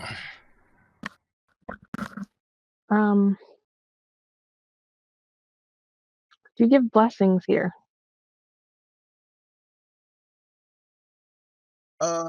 In a way, yes. We mostly solve disputes.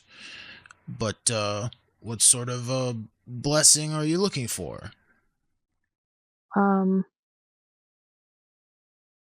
Maybe just not a blessing per se, but more guidance, I guess. Let's just say I'm not one of Tyr's favorite people. Oh, tend- it's an unfortunate position to be in. The God of Justice is swift. Make no bones about it. You better get on the right side of him.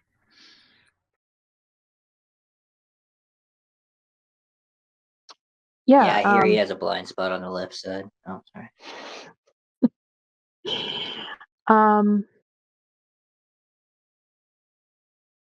I tried speaking to Sir Vash, our party member, of the Silverhand Company about it. But it's been tough. I don't really know him all that well. How did he come to be here?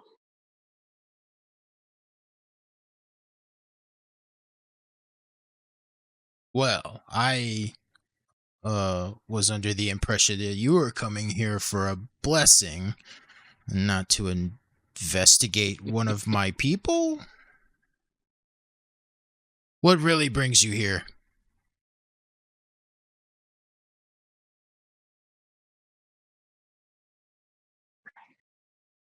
No, I really do wish to figure things out. It's just, I don't know if he's the most justicey, the last time we were in a party or we had a decision to make, I was like, let's kill the prisoner. And he was like, okay. And I didn't think that was very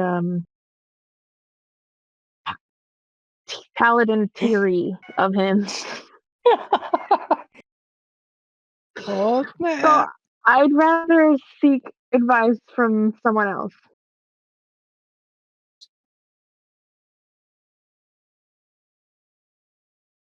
Make a don't make a deception check.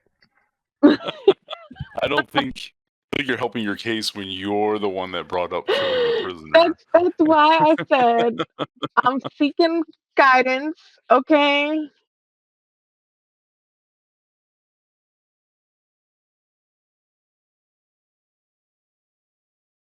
You see the dwarf, he closes his eyes for a second and begins to gently stroke his beard, and after a I am moment concerned for Sir Vash. he opens his eyes and looks directly at you, and he doesn't break eye contact, and he says, "Why don't you tell me what really brings you here?"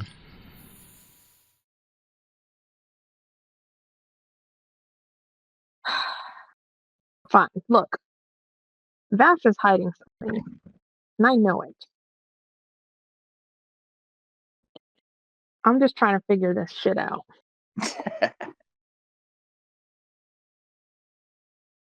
And that doesn't seem very, like I said, why would he hide something?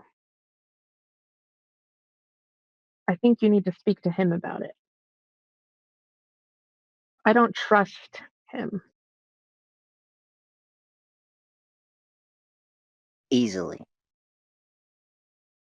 Well, No. even the most good of us hide things, and they have reasons for hiding those things. I always appreciate a concerned citizen coming to speak to me about things that affect the temple, especially one of our own. And I can only assure you in this moment that I will conduct my own investigation into the matter. Is there anything else I could help you with? Do you sell anything? I don't want to just make it like I came here and didn't get anything. They have I Heart tier t-shirts in the shop. Allow me to I went direct the you to our temple gift there, shop. and all they gave me was this lousy T-shirt. This No. tier shirt. No, unfortunately, we don't sell anything. and all advice we have is for free.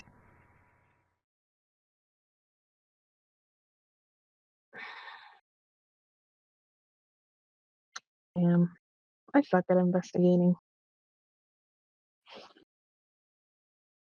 I'm gonna just mumble that as I walk out the door. I should You really stop. He hollers at you as you are leaving. He said, "You should really consider joining us. We're pretty good at investigating stuff." That echoes through the temple as you walk out.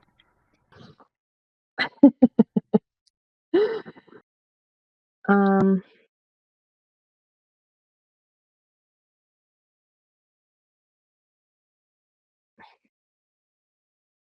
I hop back on Gojira and head towards the gambling hall. All right. So as you all converge on the gambling hall, you see as you enter Roderick sort of at his usual post, just leaning up against the wall, watching over things, making sure things are running smoothly. Watching over things, I feel that was a joke about my height.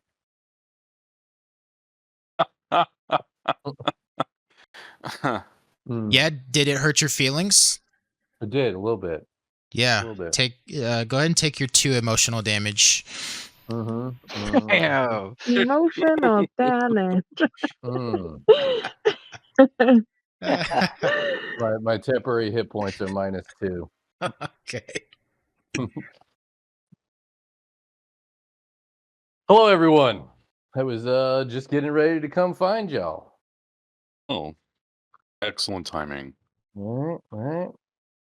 I managed to consult with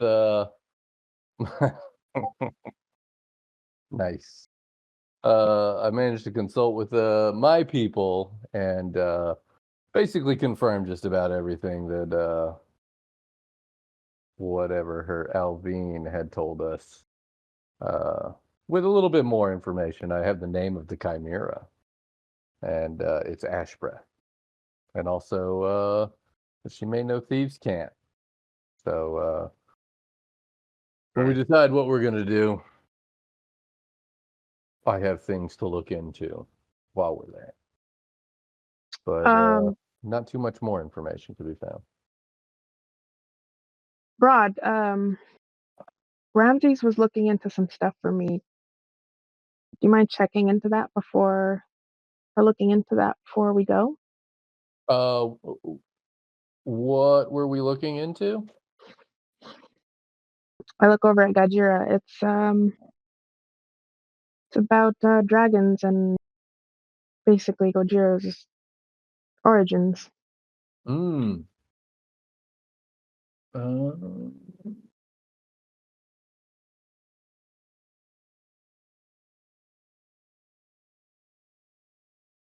Yeah, I believe that I have it in my notes that metagaming here. I have it in the notes that that it was ass. And then that's when we got the Wayside Inn lizard folk information, but I don't have anything else beyond that. But Roderick then says, "Well, I'll look into that." Absolutely.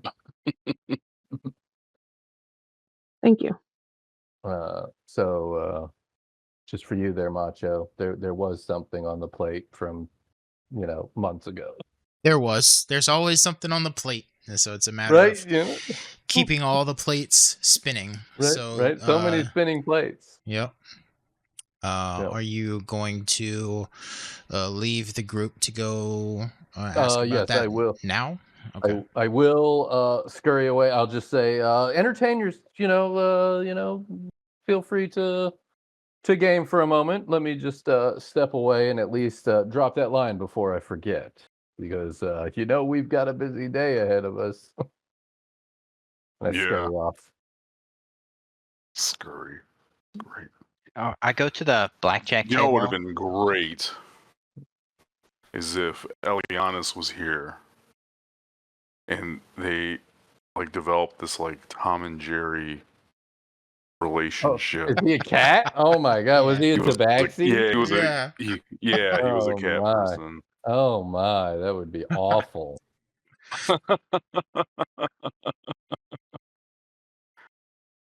So as you disappear into the Thieves Guild, Cam, you said you're going to a blackjack table?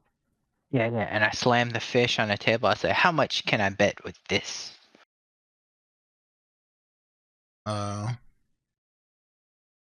Who's running the blackjack table? Just give me a name.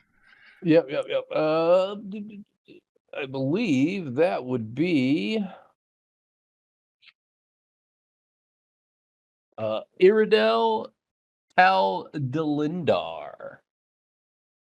It's a female wood elf. Okay. You see, Cam, as you approach this table, you see, an elf with this long wavy hair and green eyes, and as you slam this fish on the table, she just throws her hands up in like this crazy gesture, and she's like, what the hell are you doing? Get that fish off of here. We're trying to play a game. You can't get anything for a fish. You go take it to the fishery. We don't want it here. We deal in coin only. And you see her eyes flash from green to a very bright red, and you can see the fire behind her pupils. Then I says, don't you see the quality of this 2-pounder? It's missing Listen. eyes and it's missing fin. Listen, I know the old saying, teach a man to fish, he becomes a fish, right? But we don't deal in fish here.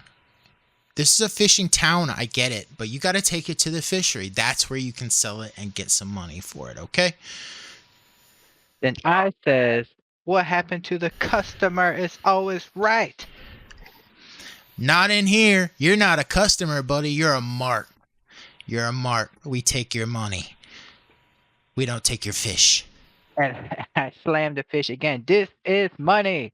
She takes the fish and she throws it against the wall and hits it just perfectly as a dart is flying through the air towards a dartboard.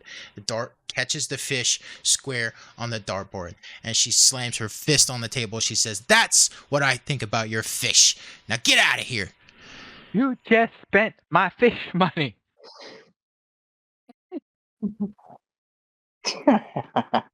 She points 2 fingers at you and she says, get out of here right now. I look at the cups on the table and I just push them over as I walk out.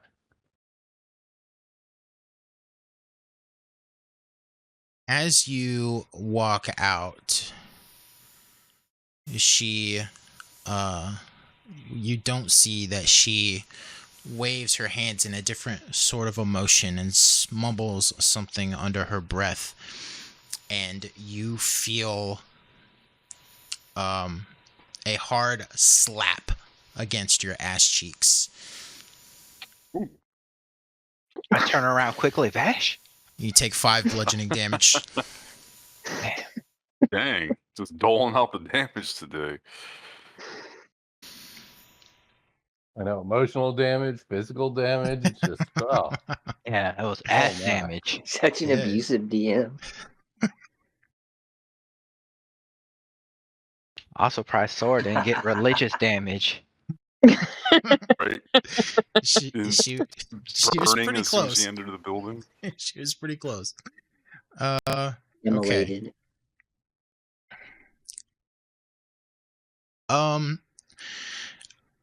Roderick, I'm assuming you go speak to Isabella again. Yeah. Isabella would be Okay. who, according to my notes, that dealings was with. And what do you ask her? Specifically, hold on.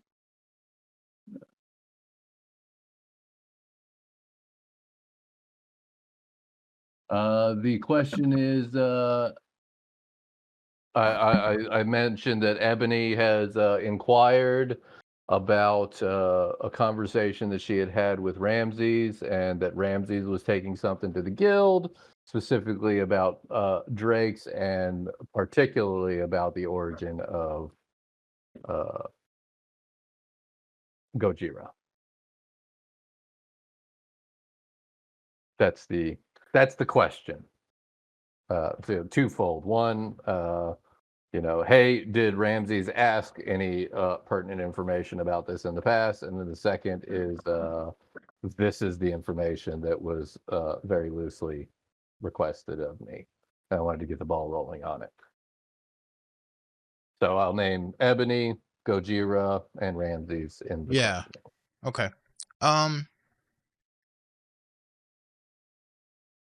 Isabella sort of shuffles through some papers kind of off to the side. And then she does find a note there, and she is looking at it, and she just sort of like, she puts her hands up and shrugs a little bit, and then she turns the paper over to you, and in Thieves' Cant it says, "What kind of dragon?" It's a question, like what kind of dragon? Yeah, what kind of dragon? ? She's like, yeah, this is all I got. I think this is, I kind of put it to the side after Ramses passed, but I think that's where we were at with that. I needed some more information on what kind of dragon are we dealing with, because it really does depend. From what I've been told, I'm not a dragon expert, of course, but from what I've been told, it really does depend on what kind of dragon is it. Is it a cobra dragon? Is it a deep dragon? Is it a moon dragon? Is it a red dragon? Is it a gold dragon? I have no idea, and it really does depend. Maybe it's a time dragon. What do I know about dragons? Am I a dragon expert? They're big and scary. All right. Yep. Okay. All right. I will take that note, and I will say thank you, and I will meet back up and find more information out to bring back to Le Whisperer.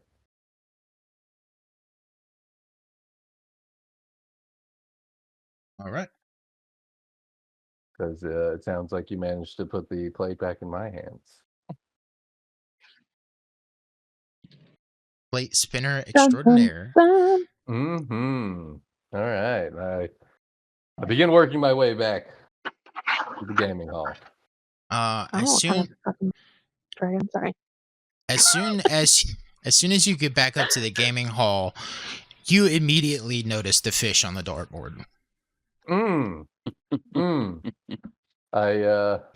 I turn to my new purveyor of running the hall, Gatzra.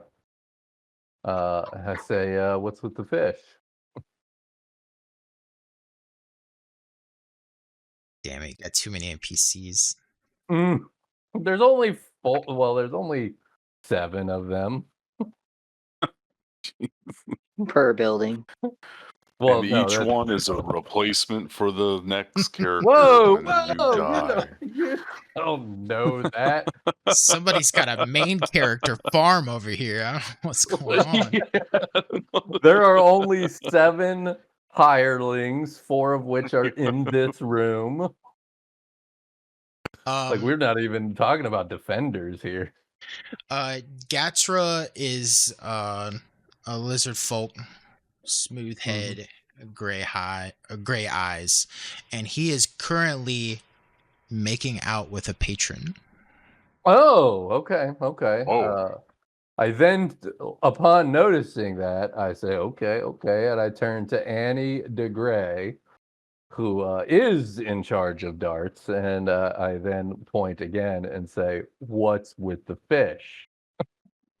You see another bald-headed character with this rough golden skin, and she just says, I don't even know.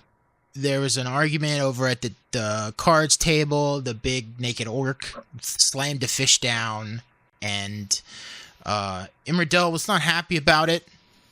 Threw the fish up, and you wouldn't believe it if you saw it for yourself, Roderick.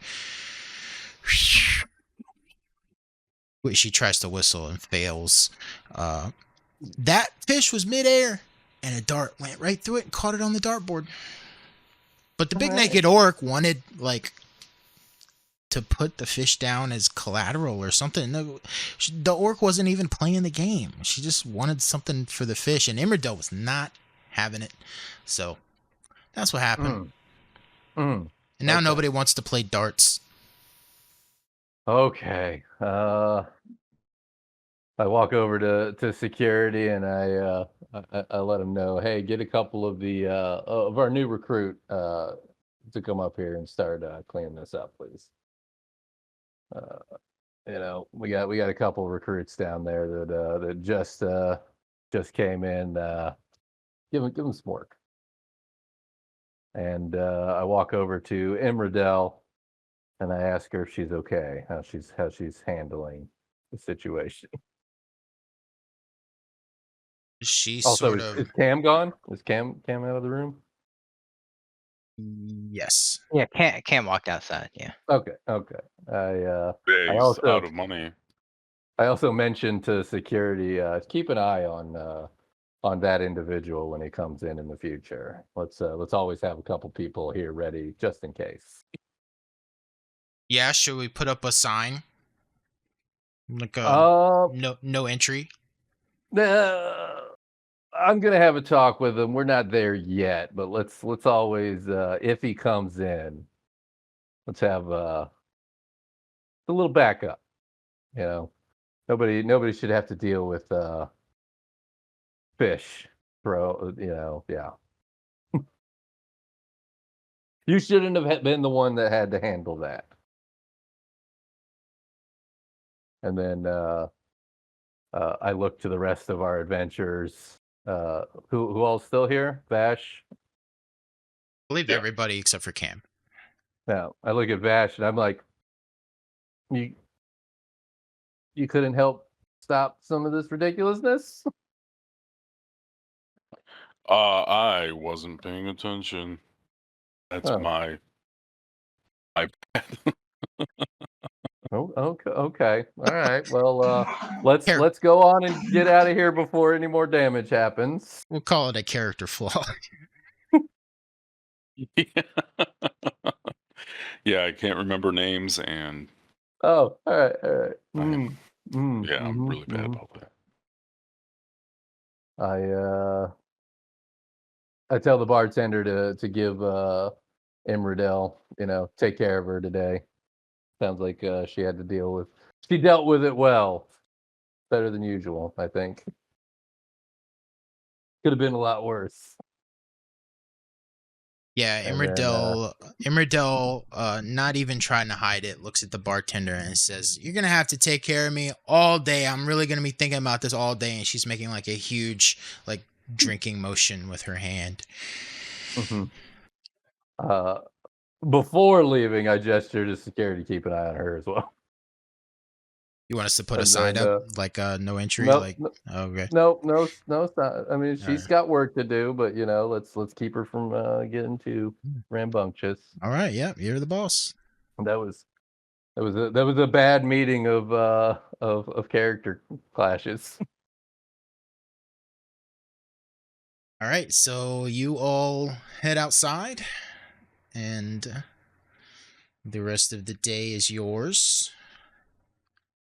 Well, I bring up to the group that maybe we should go now that our quest has evolved to conspiracy levels and safety of the town. Maybe we can look for a little more pay, or if they have any more information on what we've. Aren't chimeras poisonous as well? I was thinking maybe we could find something to counteract that if we do end up fighting it. And then Cam says, "Well, maybe you should accept fish money." I look at Cam and I say, I really don't want to ban you from the facilities, but some things, I mean, please don't make it too hard on my staff. It's tough running, having to deal with your typical rabble. We don't need fishmongering on the gaming floor. Fish money is as good as any money. No, it's really not. That's why cities and societies don't run on fish, unless you are at a fish market. This blasphemy as I walk away.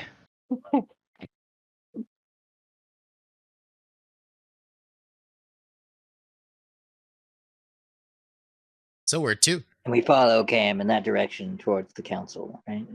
Yeah, Cam is clearly heading towards the council. Let's go go talk. Is the council where we get our quests? I don't recall. Is the council where we demand them to use fish money? You got your quest from the job board, but it was posted by the council, the town council. Then to the council.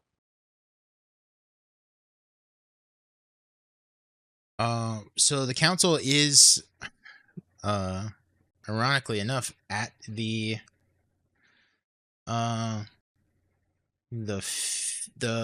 fishery. It's a large. Oh my god!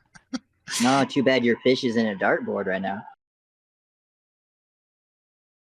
Hey, you left your money in the. It's a large building where fish, amongst other things, are traded. And there is a meeting room inside of that building where you can find members of the council. There's the gruff female dwarf, Griselda Copperrot, the one who's overseeing construction in Leilon. You can see Sergeant Yoram here, leader of the guard. Mm-hmm.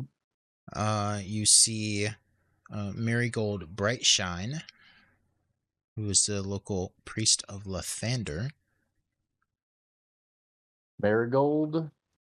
And you see the leader of the town's fishing industry, Valdi Estepar, half-elf female.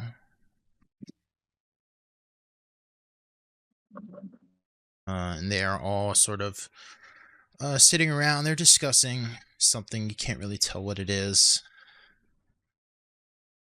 And you said she's the leader of the fishers? Valdi is, yes. And what was Marigold Brightshine leader of? She's a priest of Lathander.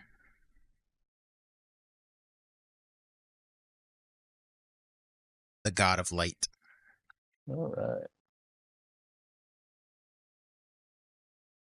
And they're all just in this little council room? Yeah, they're sitting at a round table, having a discussion about, could be anything.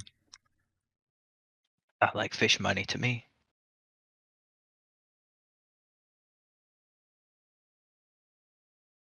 So this is like one of those forums, like we're waiting to like ask a question of the council, or can we just walk up?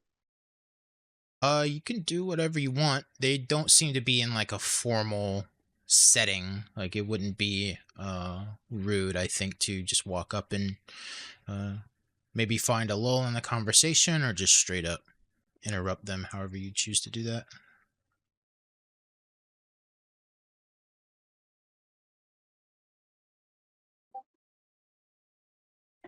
Well, I'll wait for a lull in the conversation. Oh, look at that. All right. That's very helpful. Oh, has Yoram. And the lull in the conversation comes, and what do you say?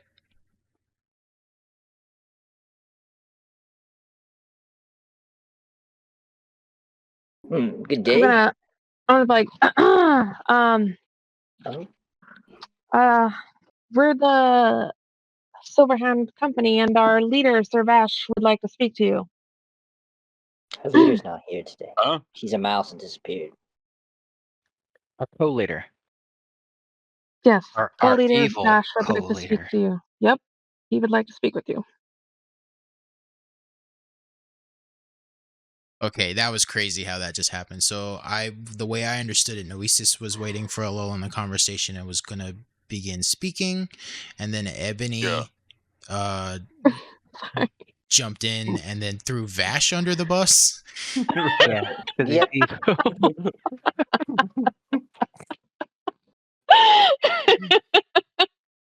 it was glorious. That's how I interpreted the- it as well. The Wait. the worst person questions, mind you. It's okay, we'll jump in there and help you. Needless to I see say, nothing wrong with this exchange. they all stop what they're talking about and are now looking at all of you.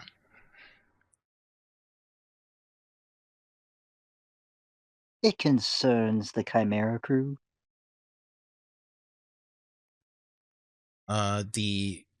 The short dwarven female with the side part, just as she roughly says, "Yeah, what about him?"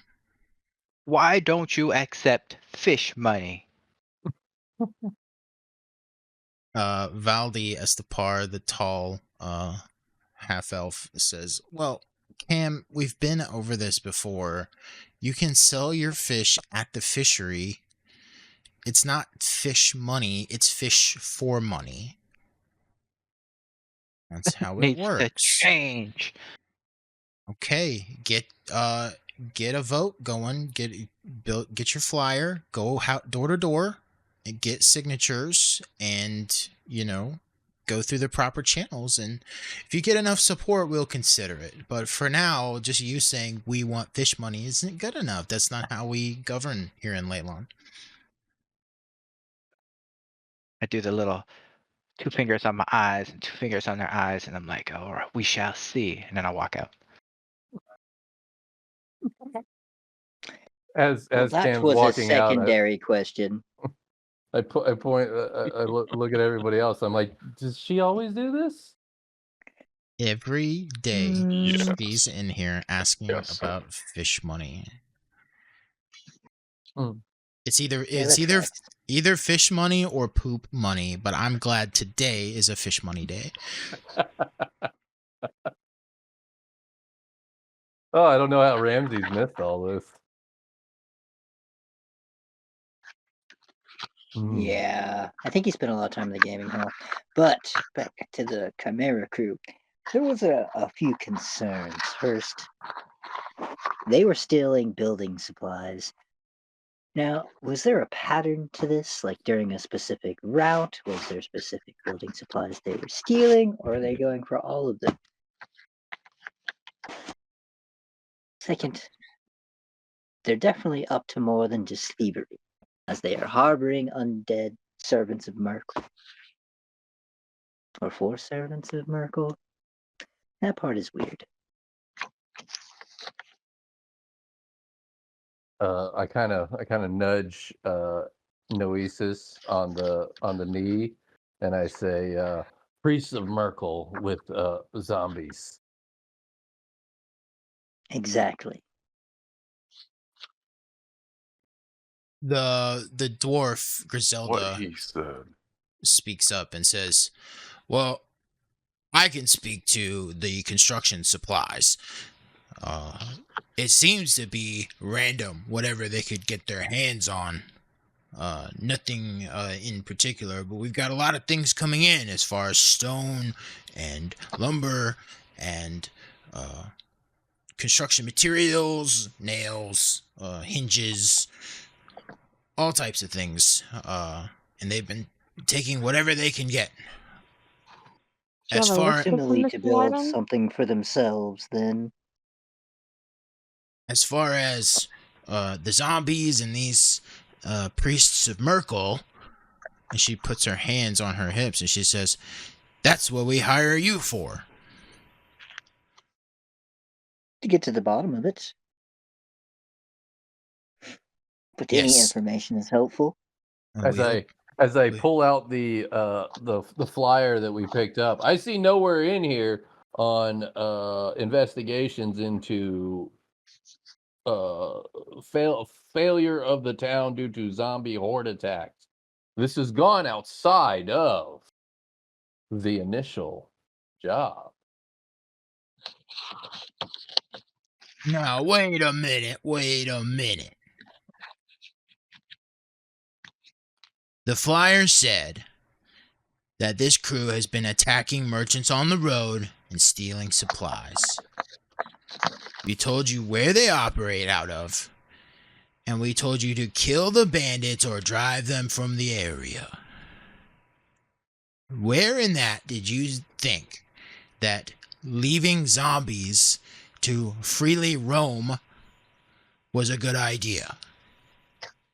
Yes, but you didn't say anything about zombies in it. Now we are having to discover. Oh, the here we threat of the go zomb- again. Well, the Silverhand Company needs everything handed to them on a silver platter.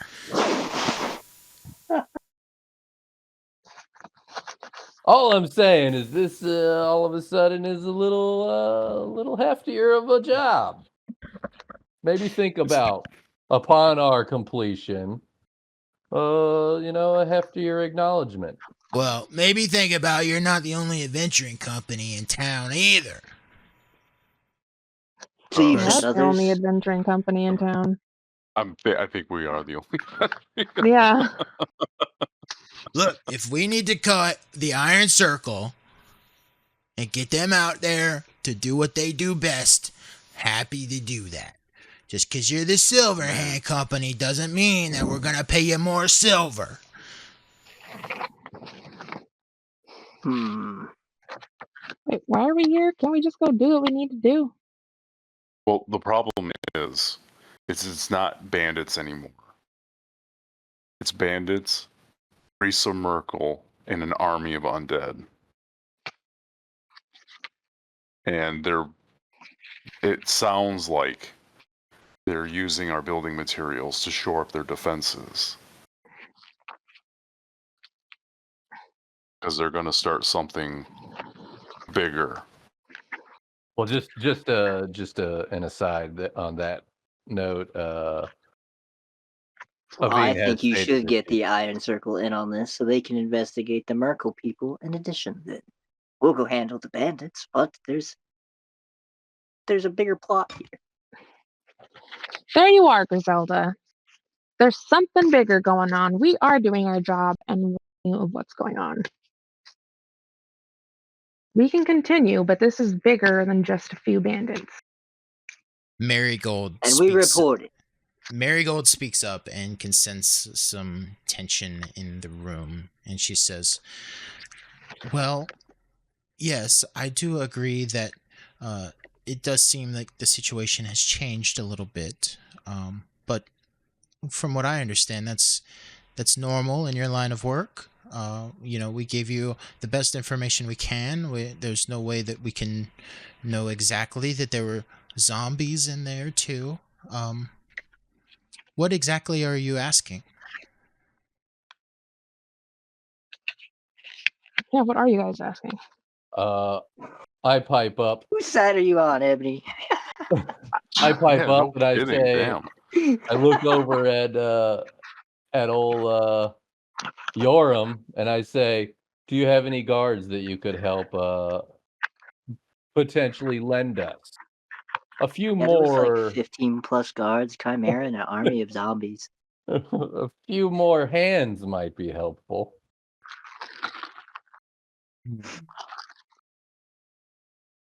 Well, yes, I suppose I could spare. I can spare 2 at most. If you need some extra muscle. Can I poke Vash and be like, they don't smell funny to you, do they? I guess I can do a quick detect evil.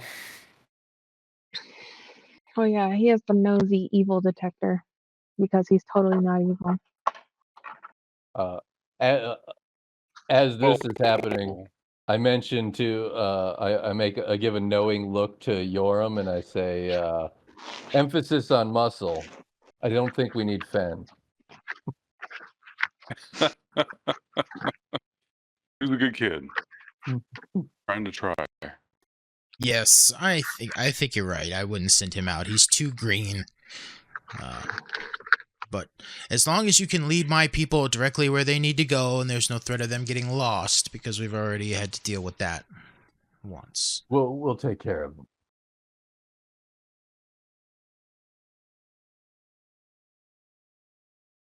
Okay. Vash, are you casting a spell?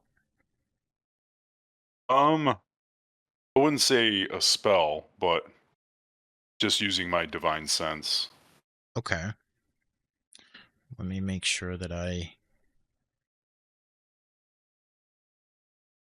pull it up so that I can give you some good information here. Just be sniffing everybody. Just sniffing everyone. It doesn't look like I have to roll anything.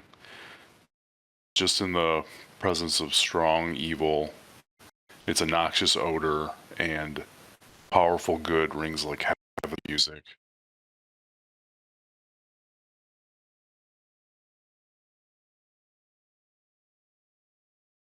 Okay.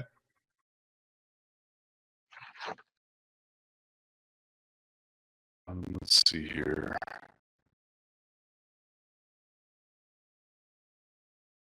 As an action, you open your awareness to detect such forces.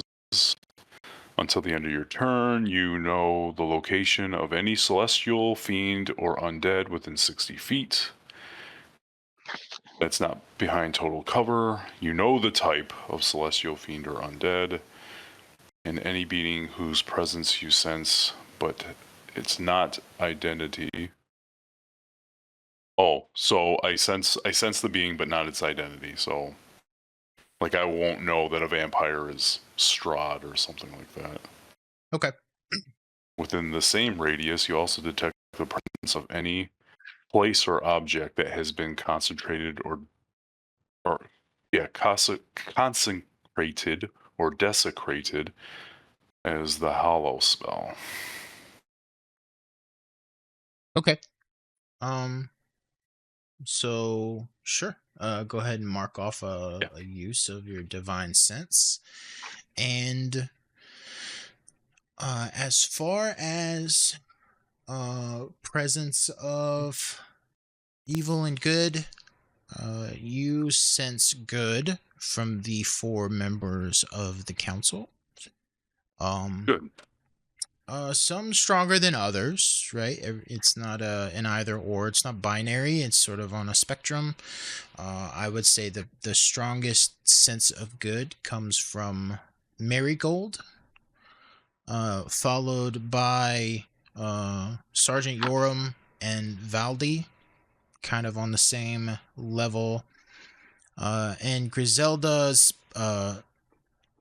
good aura is slightly weaker than the other 3, but still a very strong and good aura. You also, as before, get the same sense coming from your pack that you did before.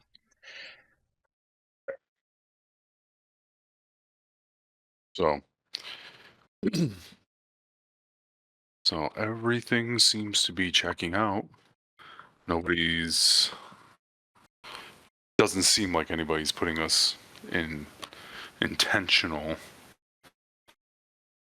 harm, other than sending us out for bandit hunting.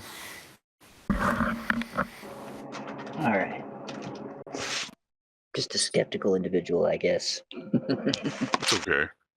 So as your eyes come back to normal and your senses return, you can see that Marigold is looking directly at you, Vash.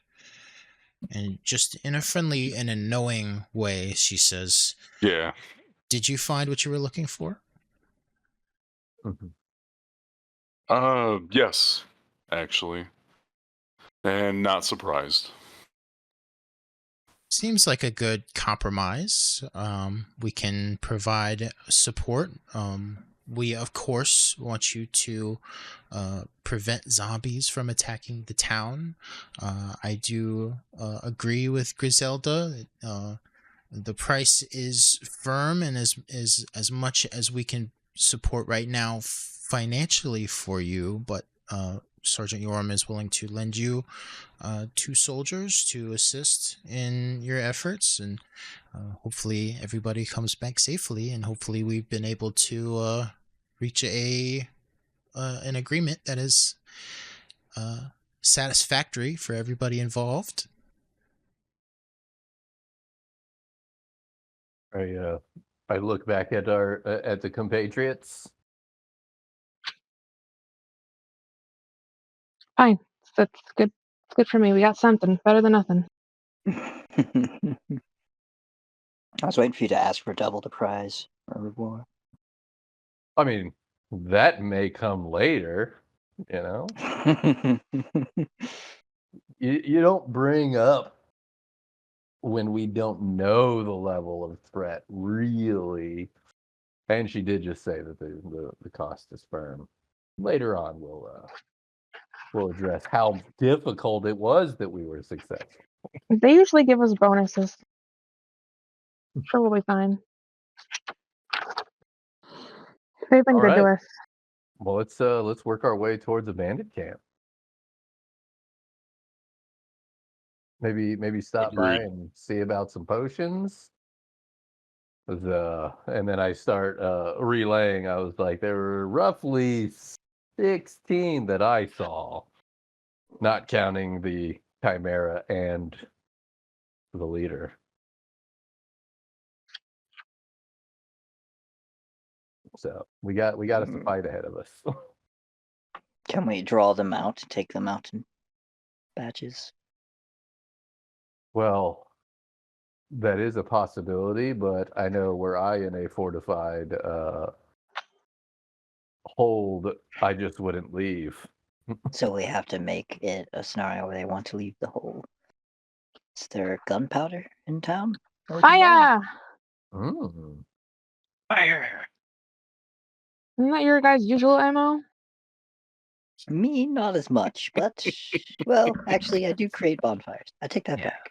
Yeah. We shall follow Vash, the fire starter. I don't start fires. That was the cat person.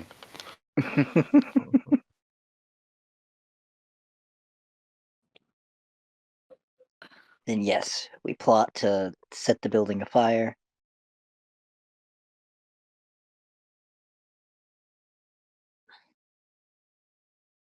Didn't they gather like gunpowder and shit? Can't we just light their own gunpowder? Well, the real big question Yeah. is, do we have a way to break down their main door? Like, we need to gain access, because the way that I went in is not really feasible for a group storming a fortress. What about like dwarven dynamite? Can we do that? We're gonna Takes a door down. swarm the fortress. I mean, Well, we can either do that or sneak in and assassinate them style. Whichever one you prefer, I guess. I think blowing up the building and scaring them away is good. As you Why said can't- before, their only bad thing they did was steal, so capital punishment isn't necessarily required. Why can't we sneak in and let the others in? I look at Rod. I can make that effort, but very difficult to sneak in.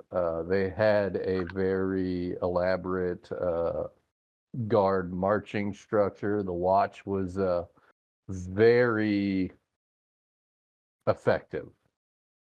Well, they didn't see me, so not effective, but they have a good sentry organization. And getting to the front door to open it, Macho, off my memory, did I see any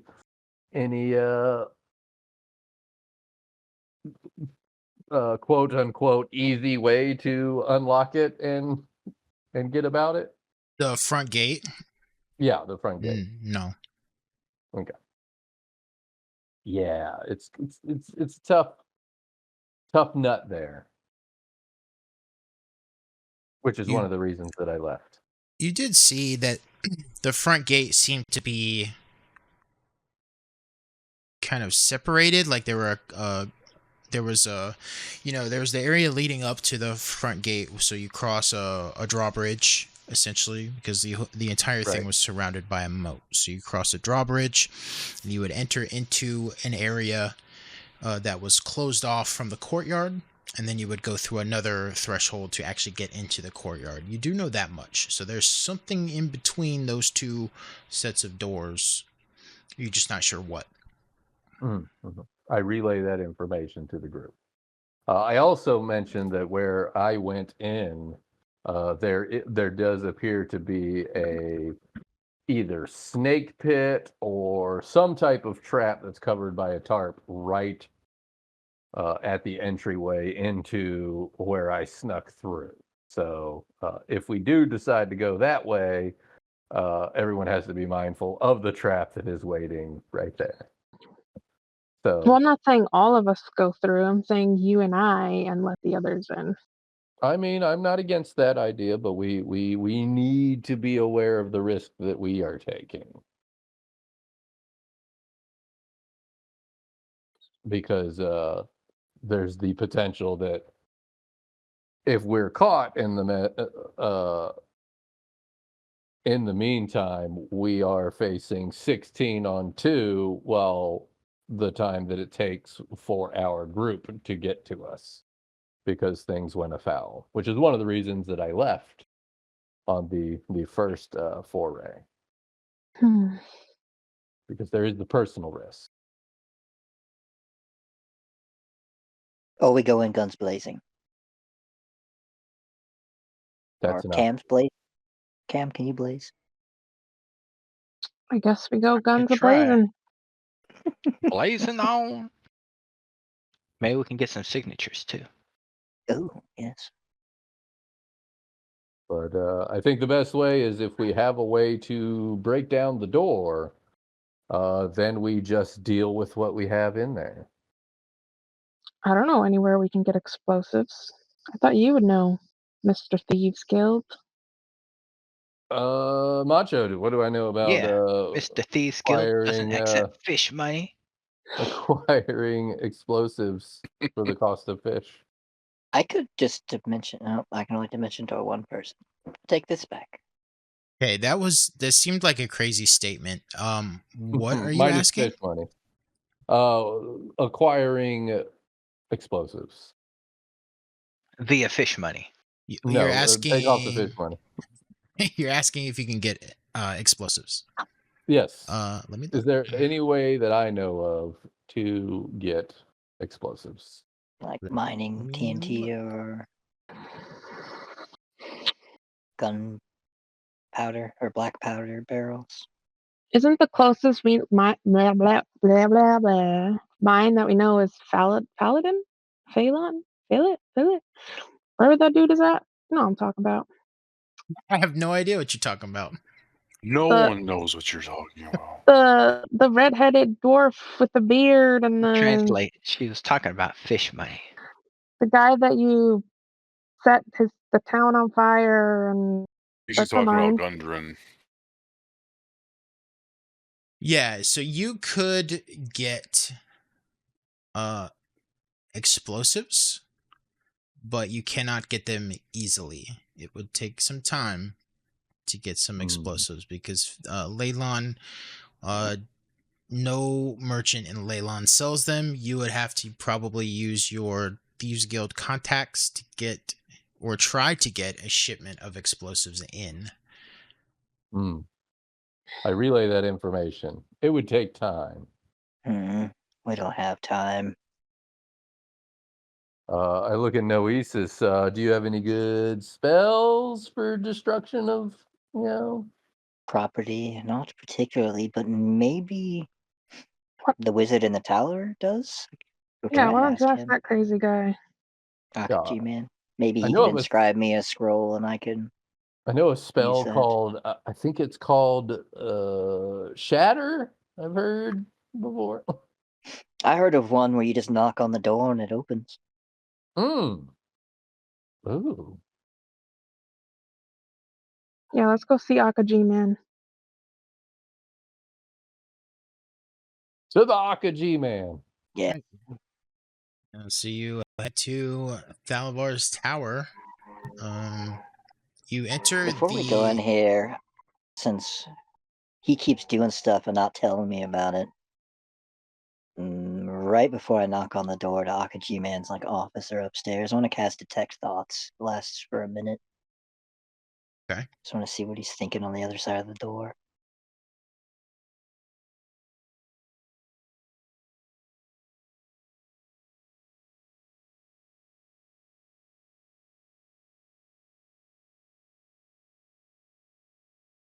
Cast.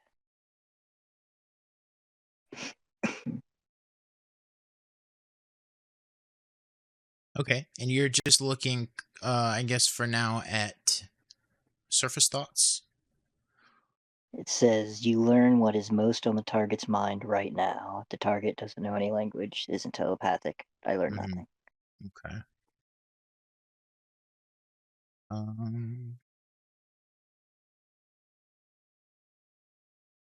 I got there. Except for Sue. I mean, I guess I would start by sensing to see if he's there, because if he's not there. Yeah.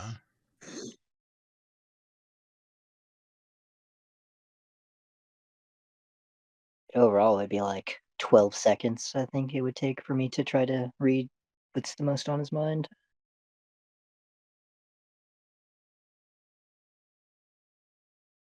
And then to dig deeper than that, I have to roll against his saving throw. Right. Okay.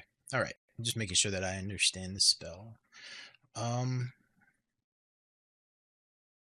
Sure. Go ahead and spend your copper piece. All right. Sure.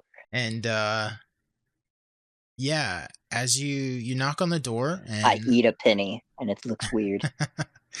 Akaji Man is appears in the doorway, and the surface thoughts that you sense are, oh, what could this be about now? Can't believe they're interrupting my research. Probably something silly. Let me quickly get them out of here so that I can continue. So close to a breakthrough.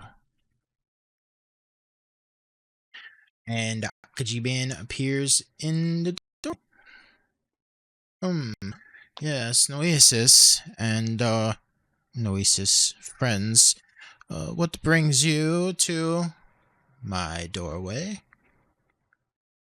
Well, I know you know a lot of magic, and I was looking to see if you could help us with a scroll, perhaps? Something to help us get into a locked fortress? Yes, my apprentice. I do know a lot of magic. And you're looking for a scroll? Something that can get you into a locked door? Yes. Well, that is mighty interesting. What sort of a door are you trying to get into? Actually stop and look at Roderick.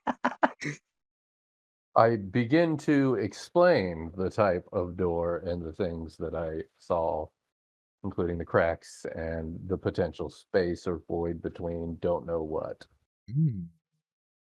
So, I can get you through one door, because it's a pretty large door. That's about all I can provide for you. I won't be able to get you through a second door after that. You'll have to figure it out from there.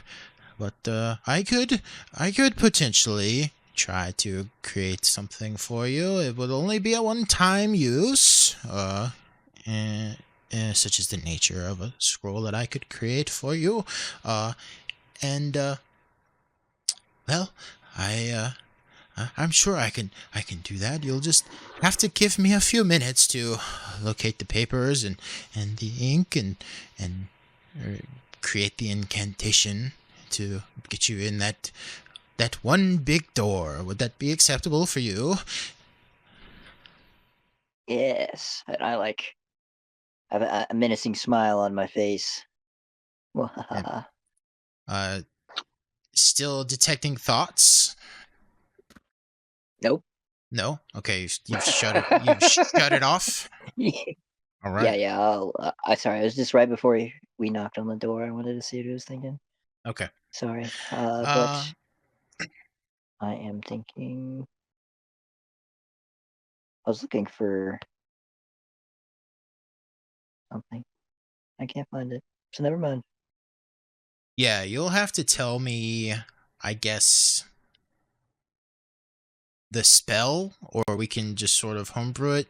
If he creates a scroll for you, it will allow you to unlock the first door. That large Knock door. is the name of the spell. Okay. Knock, I think. Let me look, search. Out of It's a curiosity, second level spell. were you detect thoughting when you were talking to me as well? No. Okay. It was only when I was right before we knocked on the door. Okay. And I was focusing in on Akaji G-Man. Man. All right. I'm a curious apprentice. I wanted to be all like, what kind of apprentice would I be if I didn't have ink and paper on me already? But I don't see it anywhere. So I guess I'm not a very good apprentice. I have my wizard quill. Okay. Not paper. You understand, I assume, the last sentence of this, which is the loud knock that is audible from 300 feet. I do. Okay. Yeah, I don't think any changes would have to be made to this spell, and so Akaji Man, as a favor to you for saving him from being possessed by the former ghost that inhabited the tower, he disappears behind his door.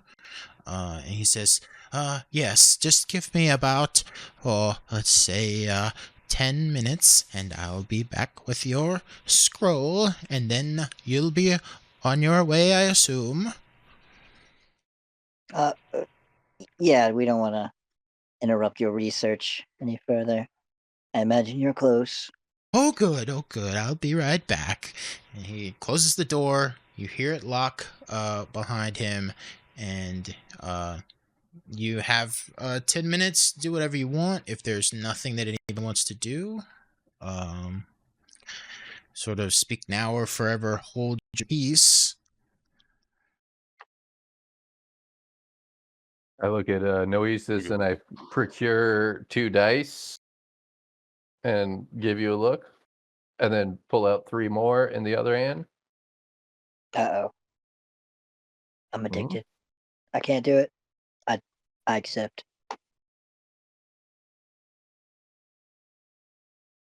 And then Noesis and I play dice for 10 minutes.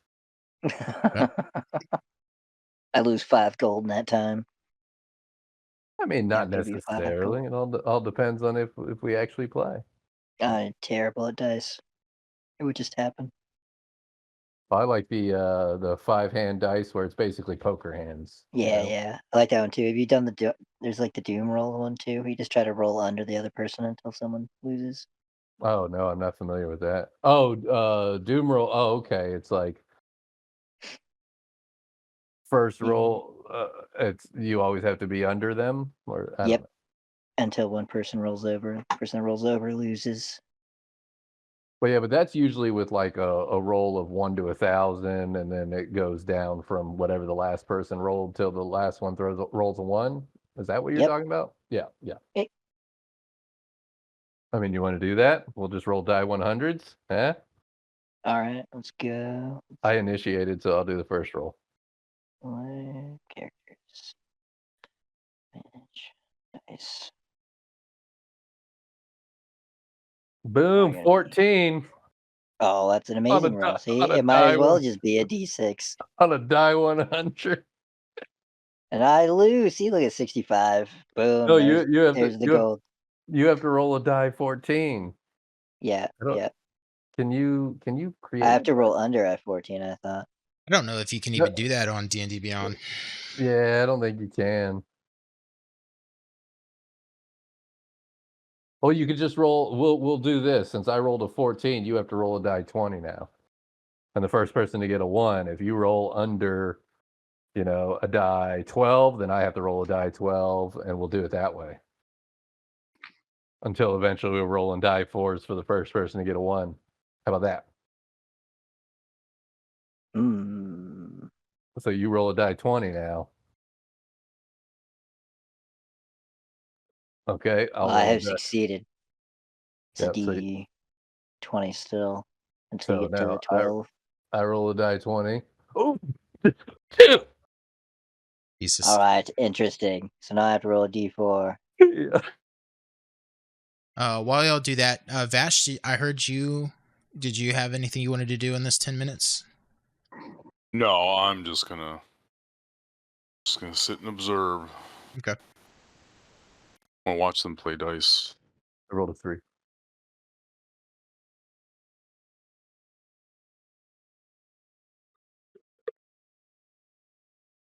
Haha, what does the tie do? You have a chance to roll now. Oh, I didn't see your 3. I got a D2. I got to roll the D4 and roll the 2. Yeah, I got your 2, and then I rolled a 3. Oh, gotcha. Yeah, So it's your roll again. Gotcha, bam. Ah. Oh. A 3. Oh, what is this for? 5 gold? Yep. Ah, You rolled the 1. You owe me 5 gold. Suck it. all right, there we go. I knew it. Just as the money exchange hands, Akaji Man shows up. You hear the door unlock, the door swings open, and Akaji Man presents you with a scroll of, what is this called? A scroll of knock. Excellent. That will probably do what we needed to do. Thank you. Yes. Consider our debts even, and I will call on you when we are ready for the grand opening of the laboratory. Oh, grand opening. I'll be there.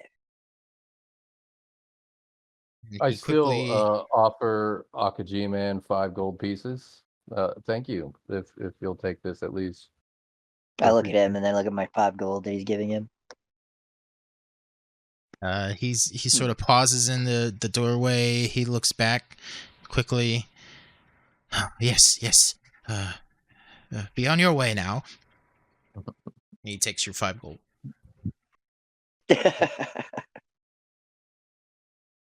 Alright, so my maniacal grin was for the fact you gave me a spell scroll. Ha ha ha. Can I ascribe it to my spell book? No, you cannot. That's the thing. I cannot. It won't work. Yep. Dang.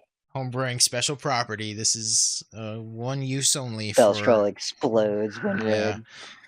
read. Now we are on our way. Wait, who's in front? Same marching order as before? I like Yeah, I'll take a lead. I'll take back. and have our 2 soldiers up there with the 2 of us as well. Sure. Well, do we know what the soldiers specialize in? Are they ranged, melee? A little bit of both. They're just no special abilities. They're just regular old guards. Just with shields. Heat shields. Maybe initially leave them as just ranged fighters. Little cover fire. Yeah, keep them towards the back. Yeah. All right.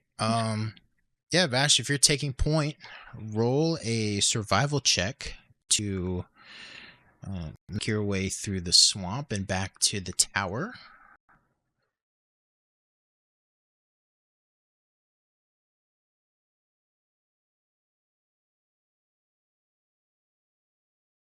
Jeez. 9.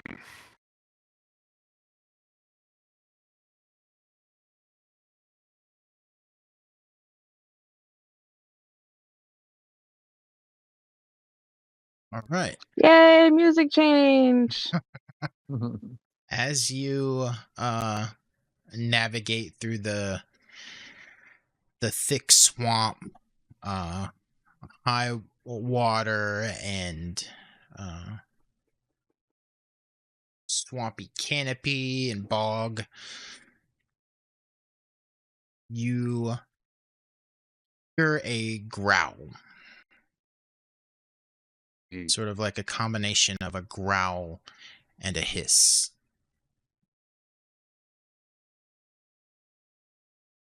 As you see a very large, what looks to be a crocodile, with a few smaller crocodiles around.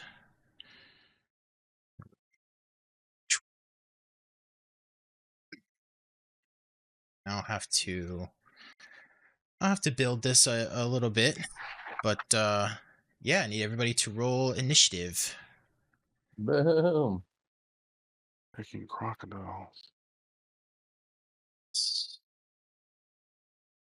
Yay, me first. Ooh, I got a 25 as well. Oh no. 6. Can't I just like pick up the rat man and throw him at him? I don't know, can you?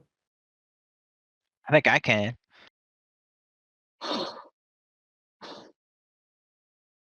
Do this first. Sounds like a contested roll to me, Ebony.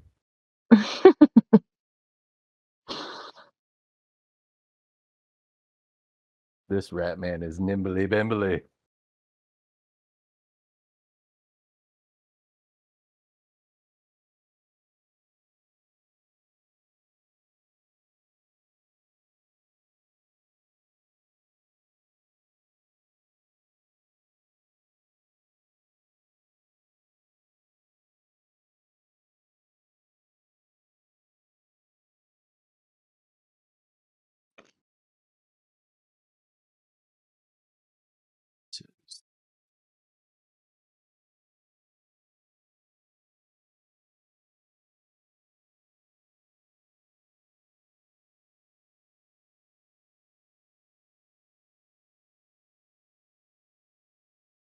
All right, let me get our people here.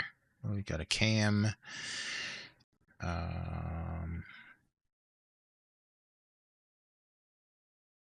We got a Ebony, Gojira.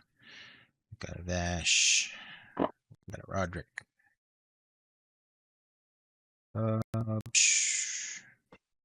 We got a Noesis.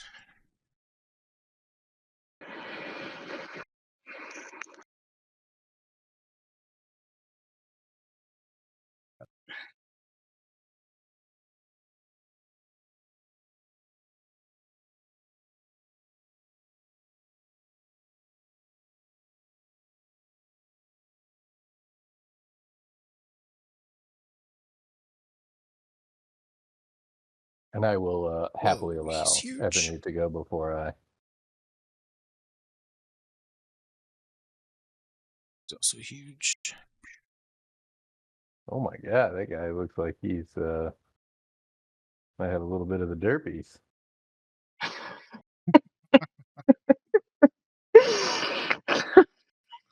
I just never heard it put that way, okay?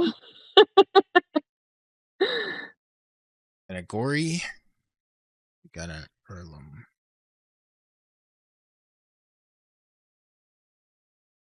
Oh yeah, Gory and Earlham. 1 second. We're building on the fly here.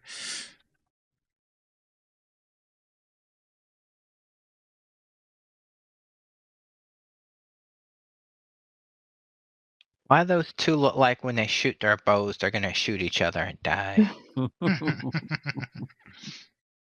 Hmm.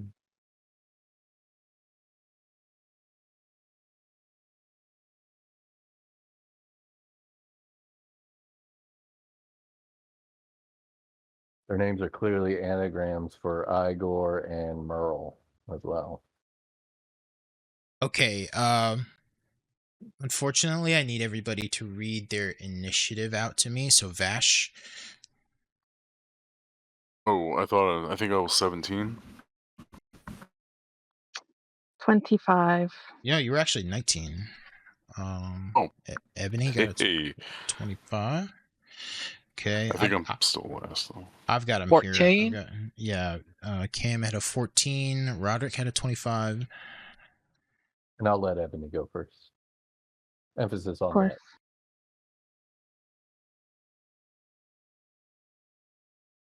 14 and Noesis. The 6. Okay. 6.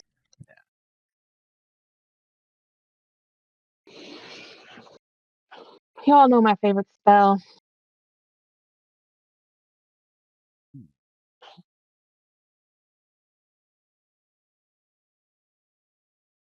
Actually, I think I have a new one.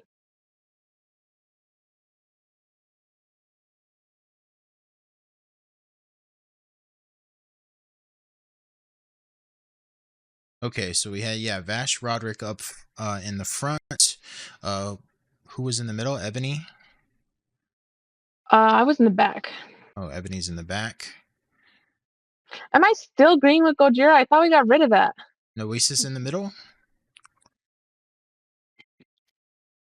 Yeah, I like to be in the middle. Yeah, Nice and and then safe. we'll keep Gory and Erlum in the middle with you. Oh yeah, you got a Wait, derp You've had sandwich. that green tint to you for a few weeks now. I don't know. Yeah, when will I stop being green? All right, so where are we? I like the. I like the. Are you not I gonna like say that you're. anything? Well, from a role play perspective, you haven't attempted to wash it off yet. I go in the forest just all the been- time. You've been just been You a just add grimy more to ranger. it. Right. Oh God. Okay. This is just how long. Haven't you've we been in between the ocean? showers. We swam It's a from the dive. ship to the. Oh, we did swim. I mean, but was there Did any you? scrubbing I involved? thought you flew. Any soap? And I walked on the water, so Okay. Change our name to the Green Crew. All right, Ebony, you're up first. I'm first. As I've allowed it. Hmm.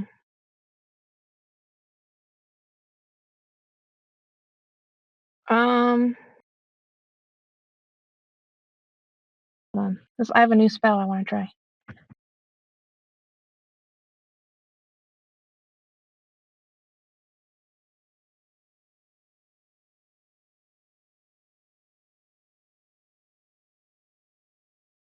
Wait, that's not right. Oh, there it goes.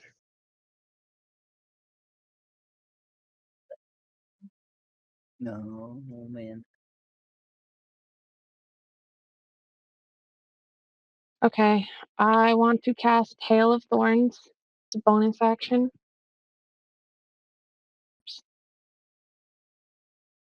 Hail of Thorns.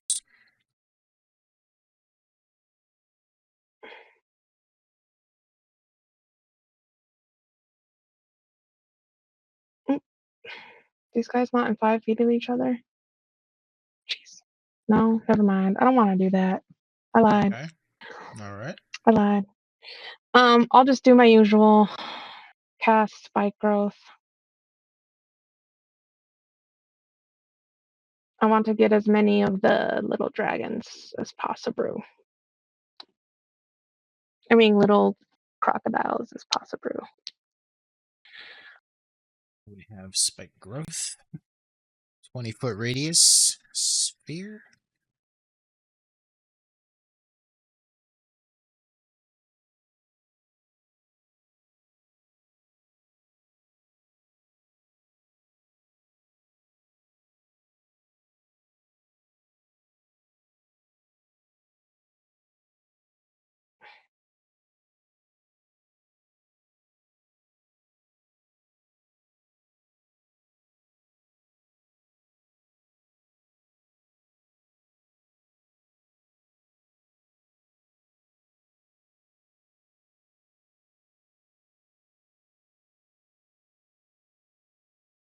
It's perfect where you have it. That's how you want it right there. Or you want to move it?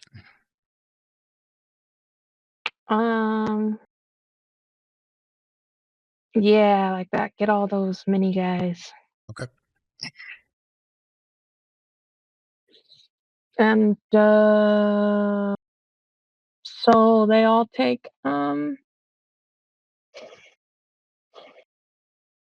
did I actually cast it? I believe I did. Yes, I did.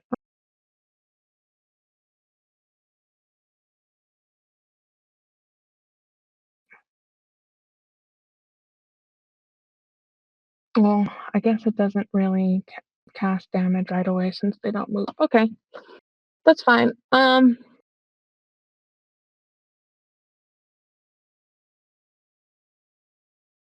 going to hit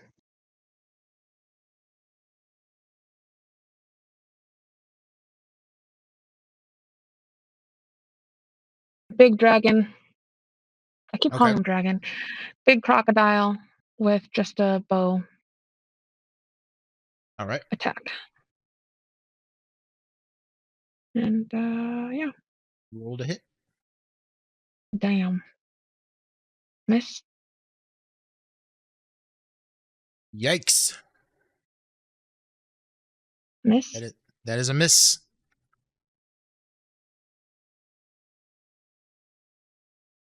There you go. That hits.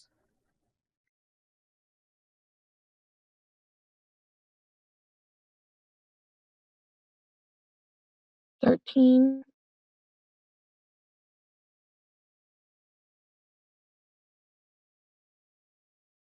Okay.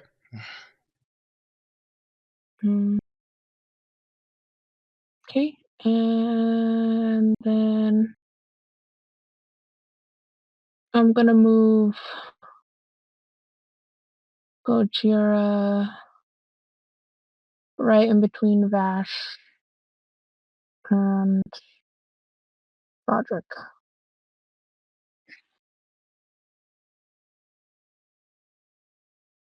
Okay. Into your turn. Mm-hmm. All right. Roderick, you're up next. All right. I'm going to 5, 10, 15, 20. Roughly about right there. Run up to this alligator and attack. All right. That would be a 19 to hit. 19 hits. All right. He is now Vex. Hit for 10 damage, and then bonus action offhand at advantage due to the Vex. 18 to hit. 18 hits. All right.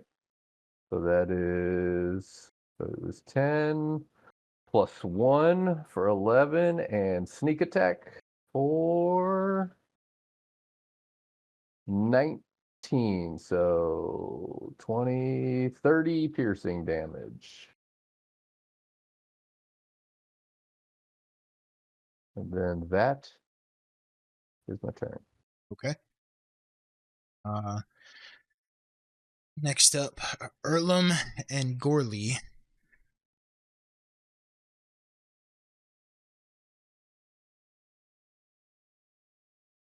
Going to try to move up.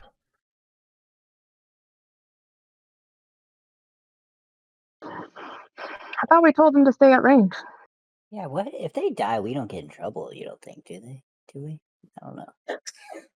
I mean, if they don't follow they- our orders, Yeah, I mean, that's what you can do if you want. Move them back. Or is that for the attack? I mean, I think initially, probably better to just keep them at range. Okay. We must treat them like a precious resource. So We must keep our meat shields alive. yeah, I'm in a weird place where am I controlling them or are y'all controlling them? No, yeah, sorry. As long as you keep, all we need is keep them at range. That's it. If they have ranged attacks. Yeah, they do have ranged attacks and they can do that. So Gorley is gonna try to hit the big crocodile. He's gonna miss. And then Erleman's gonna do the same thing with his crossbow and try to hit. And he is also going to miss. Next up is Vash. Is one of them named Fen, and they're just going by a different name?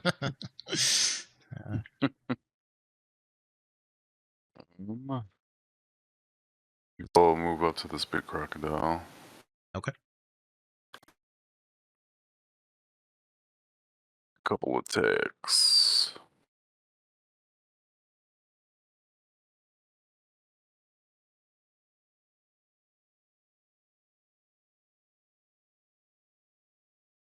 I'm going to attack with pay runes.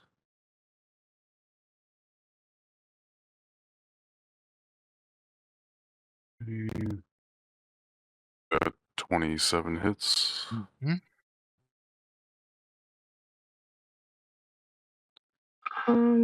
Gojira's gonna add some 11 to that.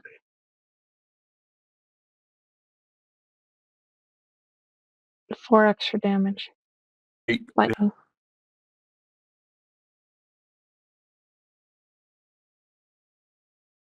So we got a 12 total on the first hit. Yep. Second hit, 12 to hit. 12 is a miss. And I'm going to swing with Clark. 17 to hit. 17 hits.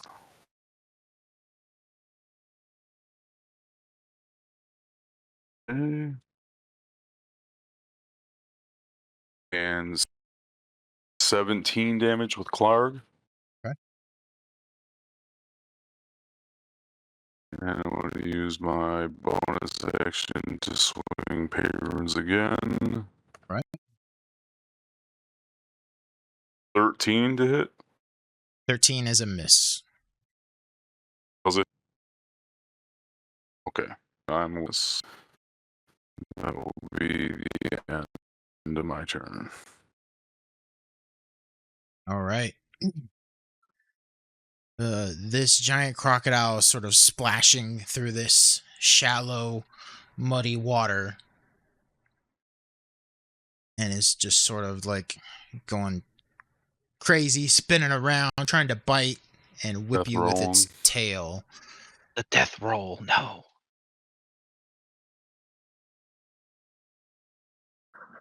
Oh boy, Vash, natural 20 plus 8 for 28 as it bites you. Immediately after this creature within 5 feet attacks someone other than me, I utilize Sentinel to attack him using my opportunity attack. Okay.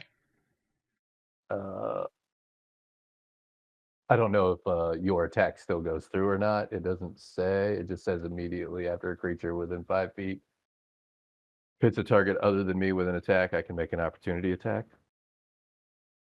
It says Yeah. hits with attack.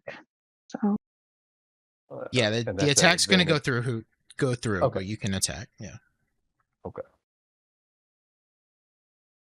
And I hit for 12 piercing and sneak attack.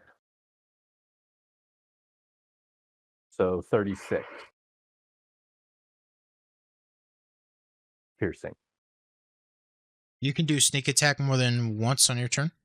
It is on a turn that sneak attack works. So if I can get an opportunity attack and have advantage or someone within 5 feet, I get sneak attack on someone else's turn. And it's the crocodile's turn. Okay.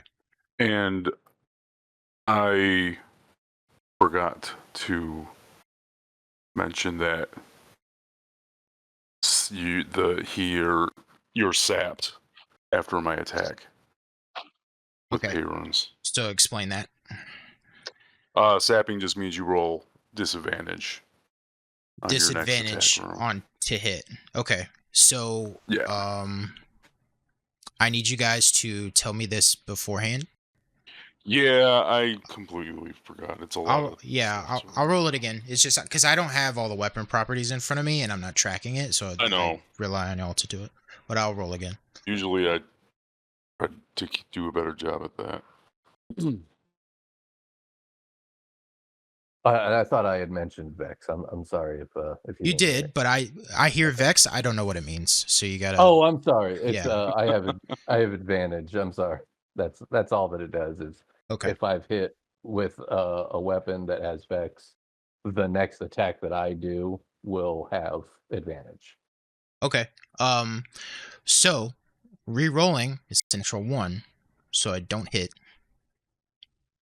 So your reaction, Roderick, would not take effect. Okay. But the tail whips around and comes for you, Roderick. So this is a disadvantage roll again. I think it's. Let me double check.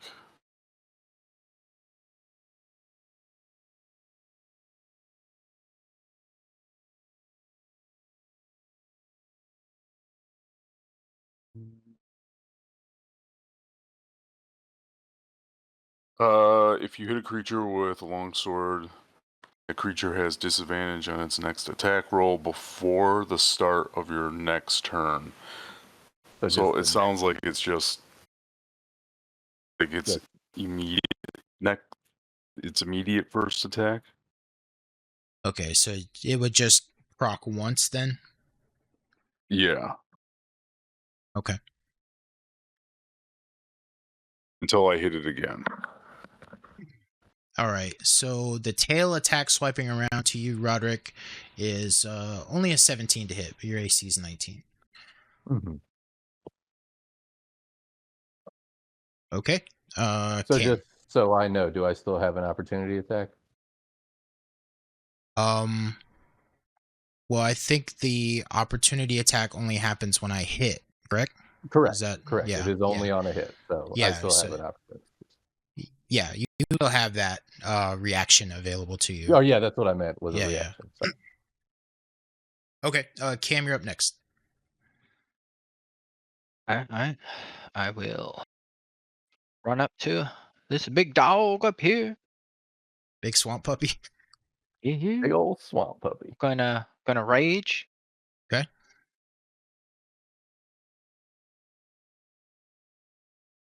And then I'm gonna roll for my wild magics.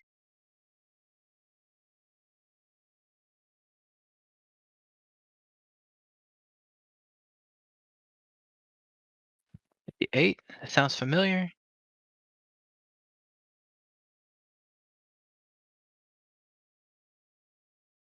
It says a Modron chosen and controlled by the DM appears in an unoccupied space within 5 feet of me, then disappears 1 minute later. You summon something from Mechanus. That's pretty funny. A Modron. Spell it for me, Mac. Modron. ERO. Like a little robot guy from like a Clockwork playing existence. Okay, and what does it do? It just says it's controlled by the DM, and it appears within 5 feet of me. So if it sees anything chaotic, it probably would attack it. That'd be my guess. So I guess, depending on you, it could be enemy or foe.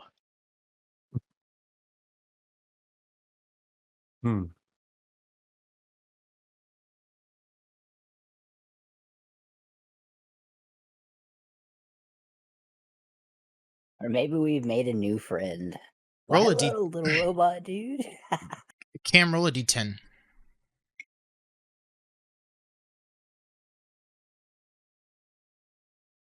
At 3.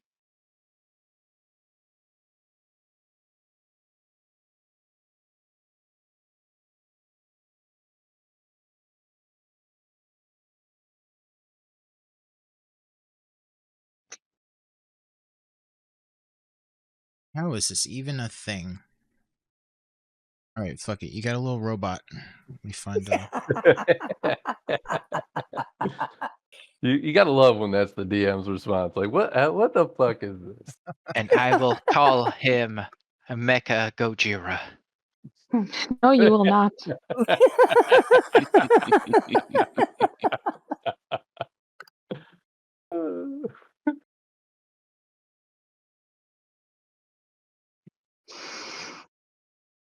and you said I control it? Correct. Okay, it comes up and it zapped you. Damn it. Oh, I get what the D10 is for now. Yeah, I tried that. It didn't really work. I don't have that. Oh, the Tridrone. Yeah, I guess Oh, this could work. Let me see. I might have it. Oh, wait, I don't have it. Yeah, That's let weird. me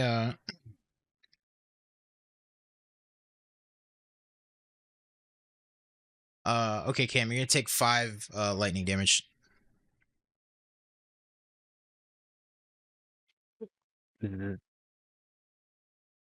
Mecha Gojira is a bad guy.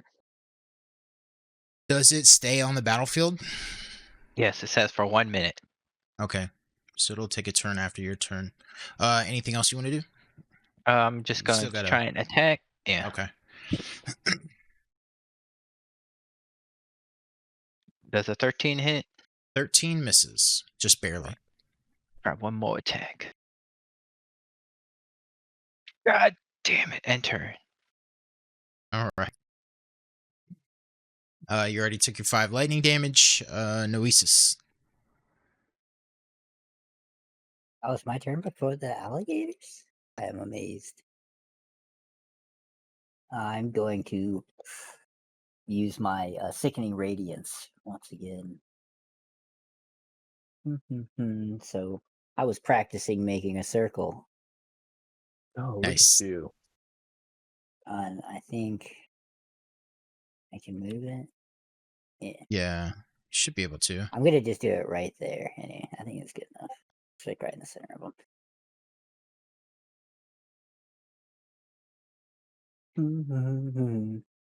Oh. It is a saving throw of 16 from their constitution. Okay. If they fail, they will take this much radiant damage. Oh, that was a really low roll. Anyway, let's see. I do believe they gain a level of exhaustion as well. And then at the start of their turn, it'll happen again. Okay.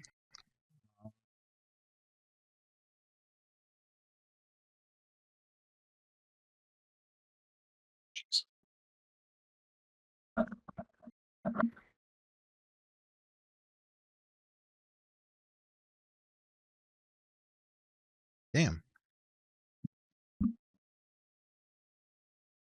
And then, yeah, it is touching this one. Well, that's a save. Okay. I rolled a 12 on 4d10. It could have been 40 damage, but it was 12.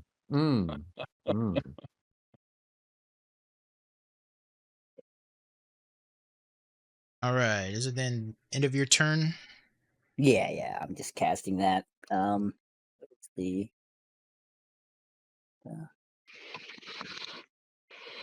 Got any components that I need to worry about, actually? Visual and semantic? Or verbal? Okay, I'm saying, behold Noesis' radiance, and I cast it. All right.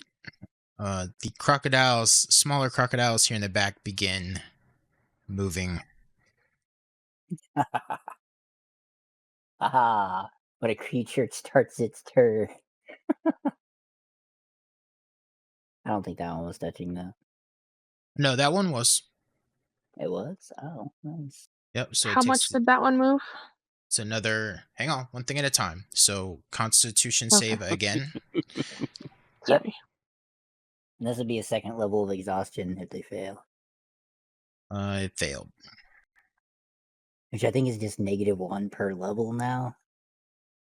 So, like, any saving throws or rolls it does.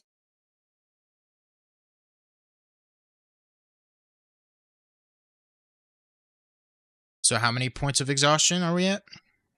That would have been the second time I've hit it, I think. So that would be 2.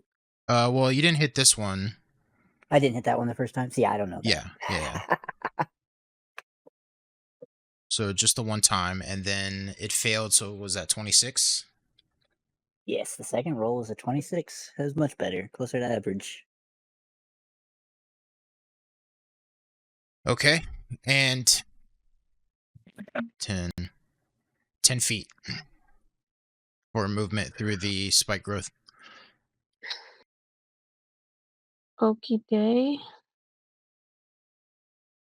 2d4, but he did 10 feet, so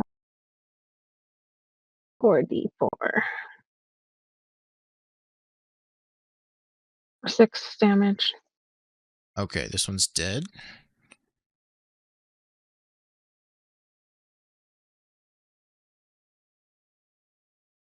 All right, next one. 5 feet.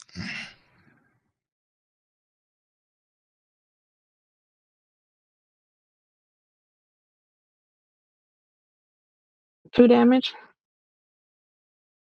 2 damage, and then Constitution. What was the DC? Was it 12? For the sickness? For the sickness? I believe it Noesis? was 12, yeah. Okay. No, Noesis. So that was a 26, so we're at 28. Yeah, sorry. Okay. This one's also dead. I was trying to figure out how to delete the circle. I was distracting myself. We have this one.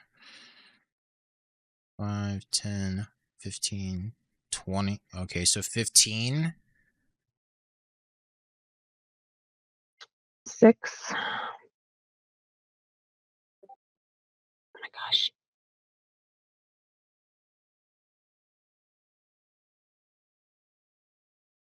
This is 13 damage from the 14. spike. 14. Okay, this one's dead.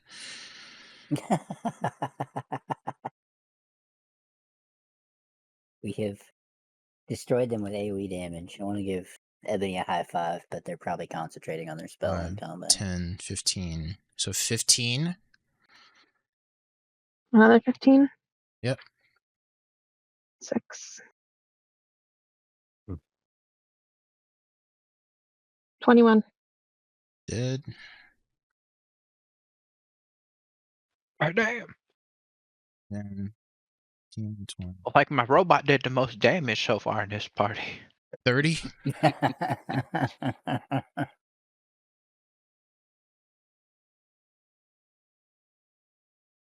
I am using my reaction just to create a token for one of these dying. Okay.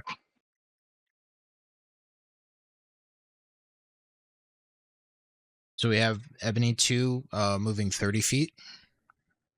2 moving 30 feet? Yep. Okay. Is that okay?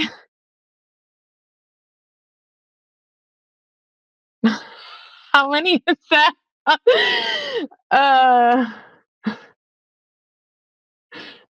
That's like 12? 12? It's 2d4. Oh my god, I can't think. Okay. Yep, 2d12. Here we go.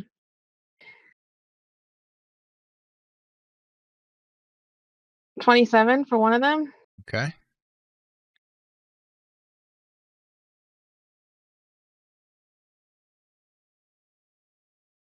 And 31 for the other. Right. Oh my. Woo. Next up is Ebony. Great concentration on my spell. No point. I'm gonna bring that bad boy down. I don't need them no more. That spell. And then I'm going to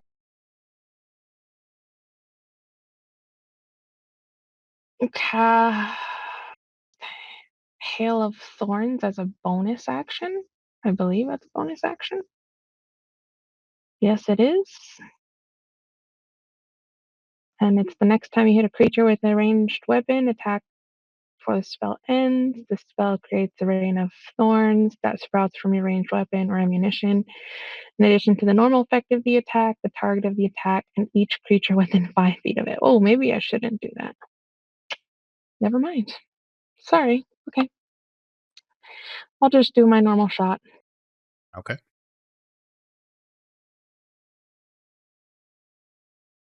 28 to hit.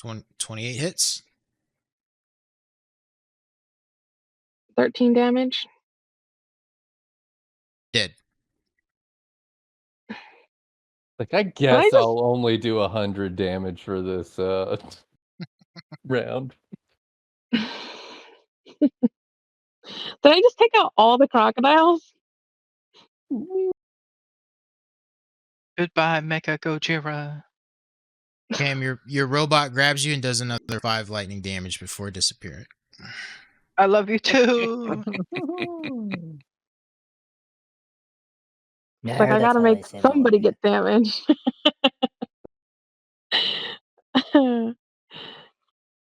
I was not expecting that, guys. Excellent placement. Okay. The rest of your journey towards the tower goes by uneventfully. And before long, you find yourselves at the edge of a tree line, looking at the tower itself.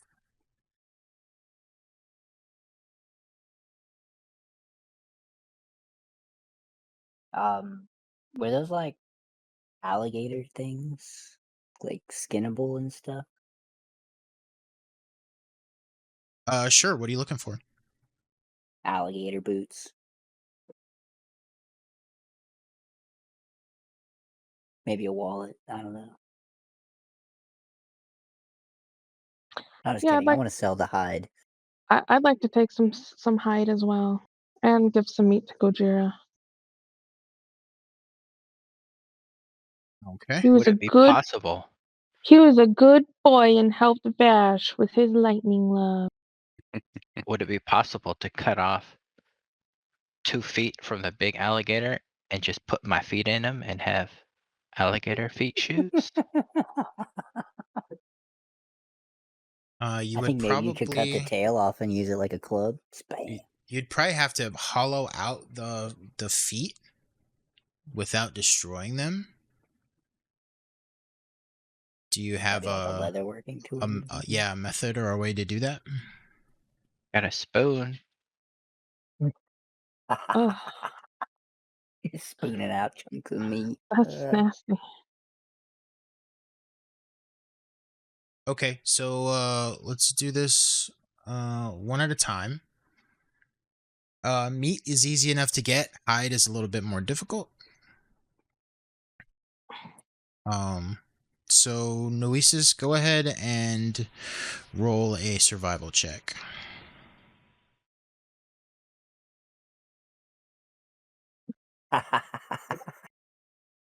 And 9. Damn.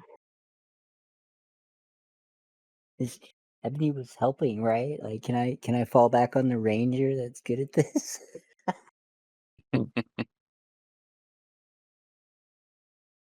You say you got a 9? Yes. I don't know why it's taking so long for me. Yeah, on a 9, you're not able to really produce anything useful from the hides. If you're looking in the chat log, you have to scroll down. I don't know why it doesn't automatically. No, I was looking in that. I'm looking in that app. Like, it's still okay. apparently rolling for me in the app.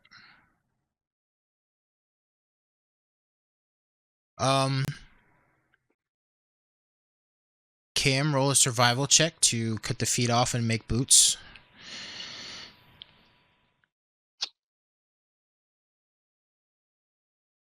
I got a 17. Yeah, but you use your spoon, I guess, to try to hollow the feet out, but you end up digging too far, and they're mangled and unusable as boots. Damn. So what's next time? Ebony, roll a survival check to get some meat for Gojiro, without any hide on it. 13. Yeah, not quite. You are able to get some meat, but there's like you weren't able to completely skin it. So Gojiro is gonna have to eat some alligator hide. Might upset his tummy. He's a tough boy. It's just like jerky. Oh, maybe we'll get some poop money. It's just like eating chicharrones. Good run.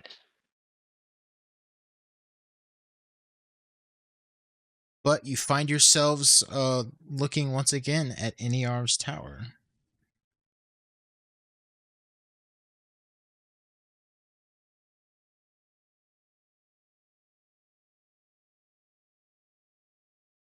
What do you do? Time of day is it? It's about midday. What's the range on our knock spell? Oh, sorry. Go ahead.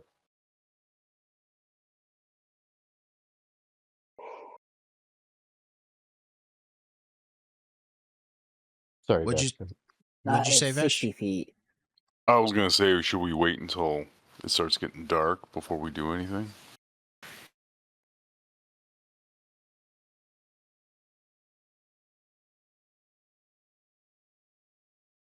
Yeah, we can have a short rest.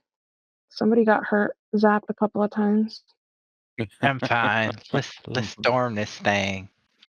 It's I mean, if we're gonna go sneaky route, maybe wait till night. But if we're just gonna go guns a-blazing, you know, I don't know.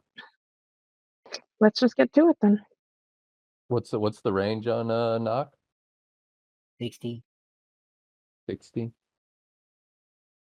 But it's heard from 300 away. Right. So if we knock the first door, and how close are we to it right now? Let's see.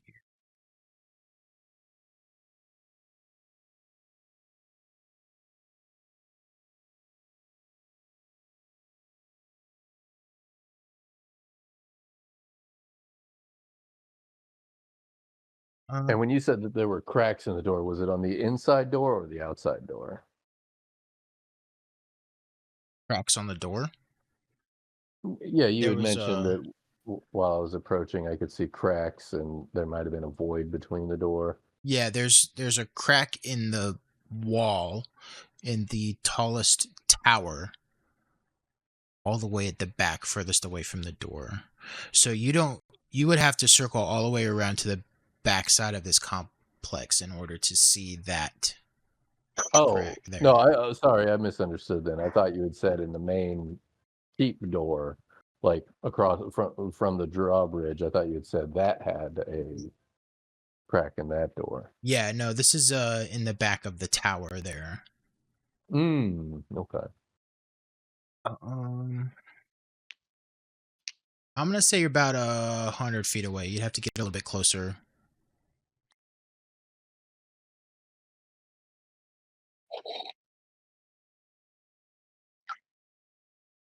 All right. Well, so what do we want to do? Just start moseying up there, knock the door, and then begin? Yep. Let's just do this. I'm ready. Yep.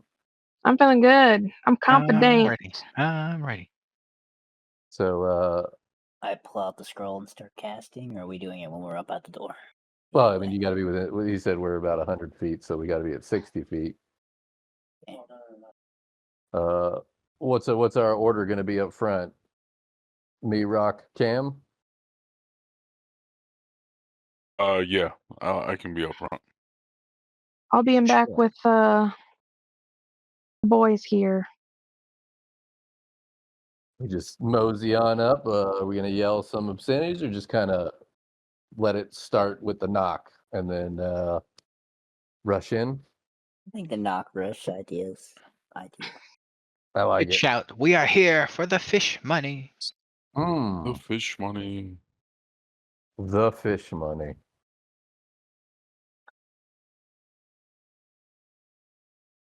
What's this? Okay. He's not here. Aveline's here. I told you she'd escape. All right. So did I hear same marching order as before? I think Cam's up front Oops. now. Cam's up front. Okay. And I'll be roughly behind Cam and Vash. Or the three of us are in a line. I like that idea too. Ebony, Yes. where are you in the marching order? I'm in the back with these two noobs. Okay. As you all begin to travel, are you running? Are you just walking? How are you traveling to the range of this spell? Probably I have mean- scouts, so we have to click. I mean, they've got scouts. Yeah, up on the wall. probably as quick as we can get there. All right. We are going at a pace. Okay. As you all run up to the front of the tower to get within the range of the spell, you get within 60 feet. And I'm assuming you are casting the spell.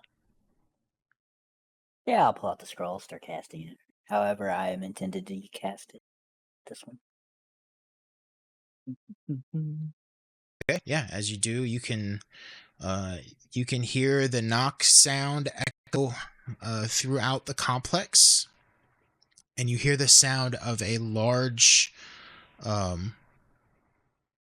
wooden plank being lifted up to allow the doors of the keep or the tower complex here to open. The scouts have noticed you, and you can also hear them shouting back and forth, "Intruders! Intruders! Man battle stations!" You see a volley of arrows fly from the tower's walls in your direction. And that's where we're going to stop for today. All right. As the pizza gets here. I was about to be like, we're gonna raid a whole base. We just had a whole battle. I'm kind of alligatored out. I don't know. What a whole battle! It was 2 turns. They died. Yeah, not much. Yeah, wasn't that? Not much really happened there. And then my That big Mechagodzilla alligator was Thanks putting in to the damage. someone. My big alligator got fucking nerfed. Yeah, I almost got to delete him. Damn missing.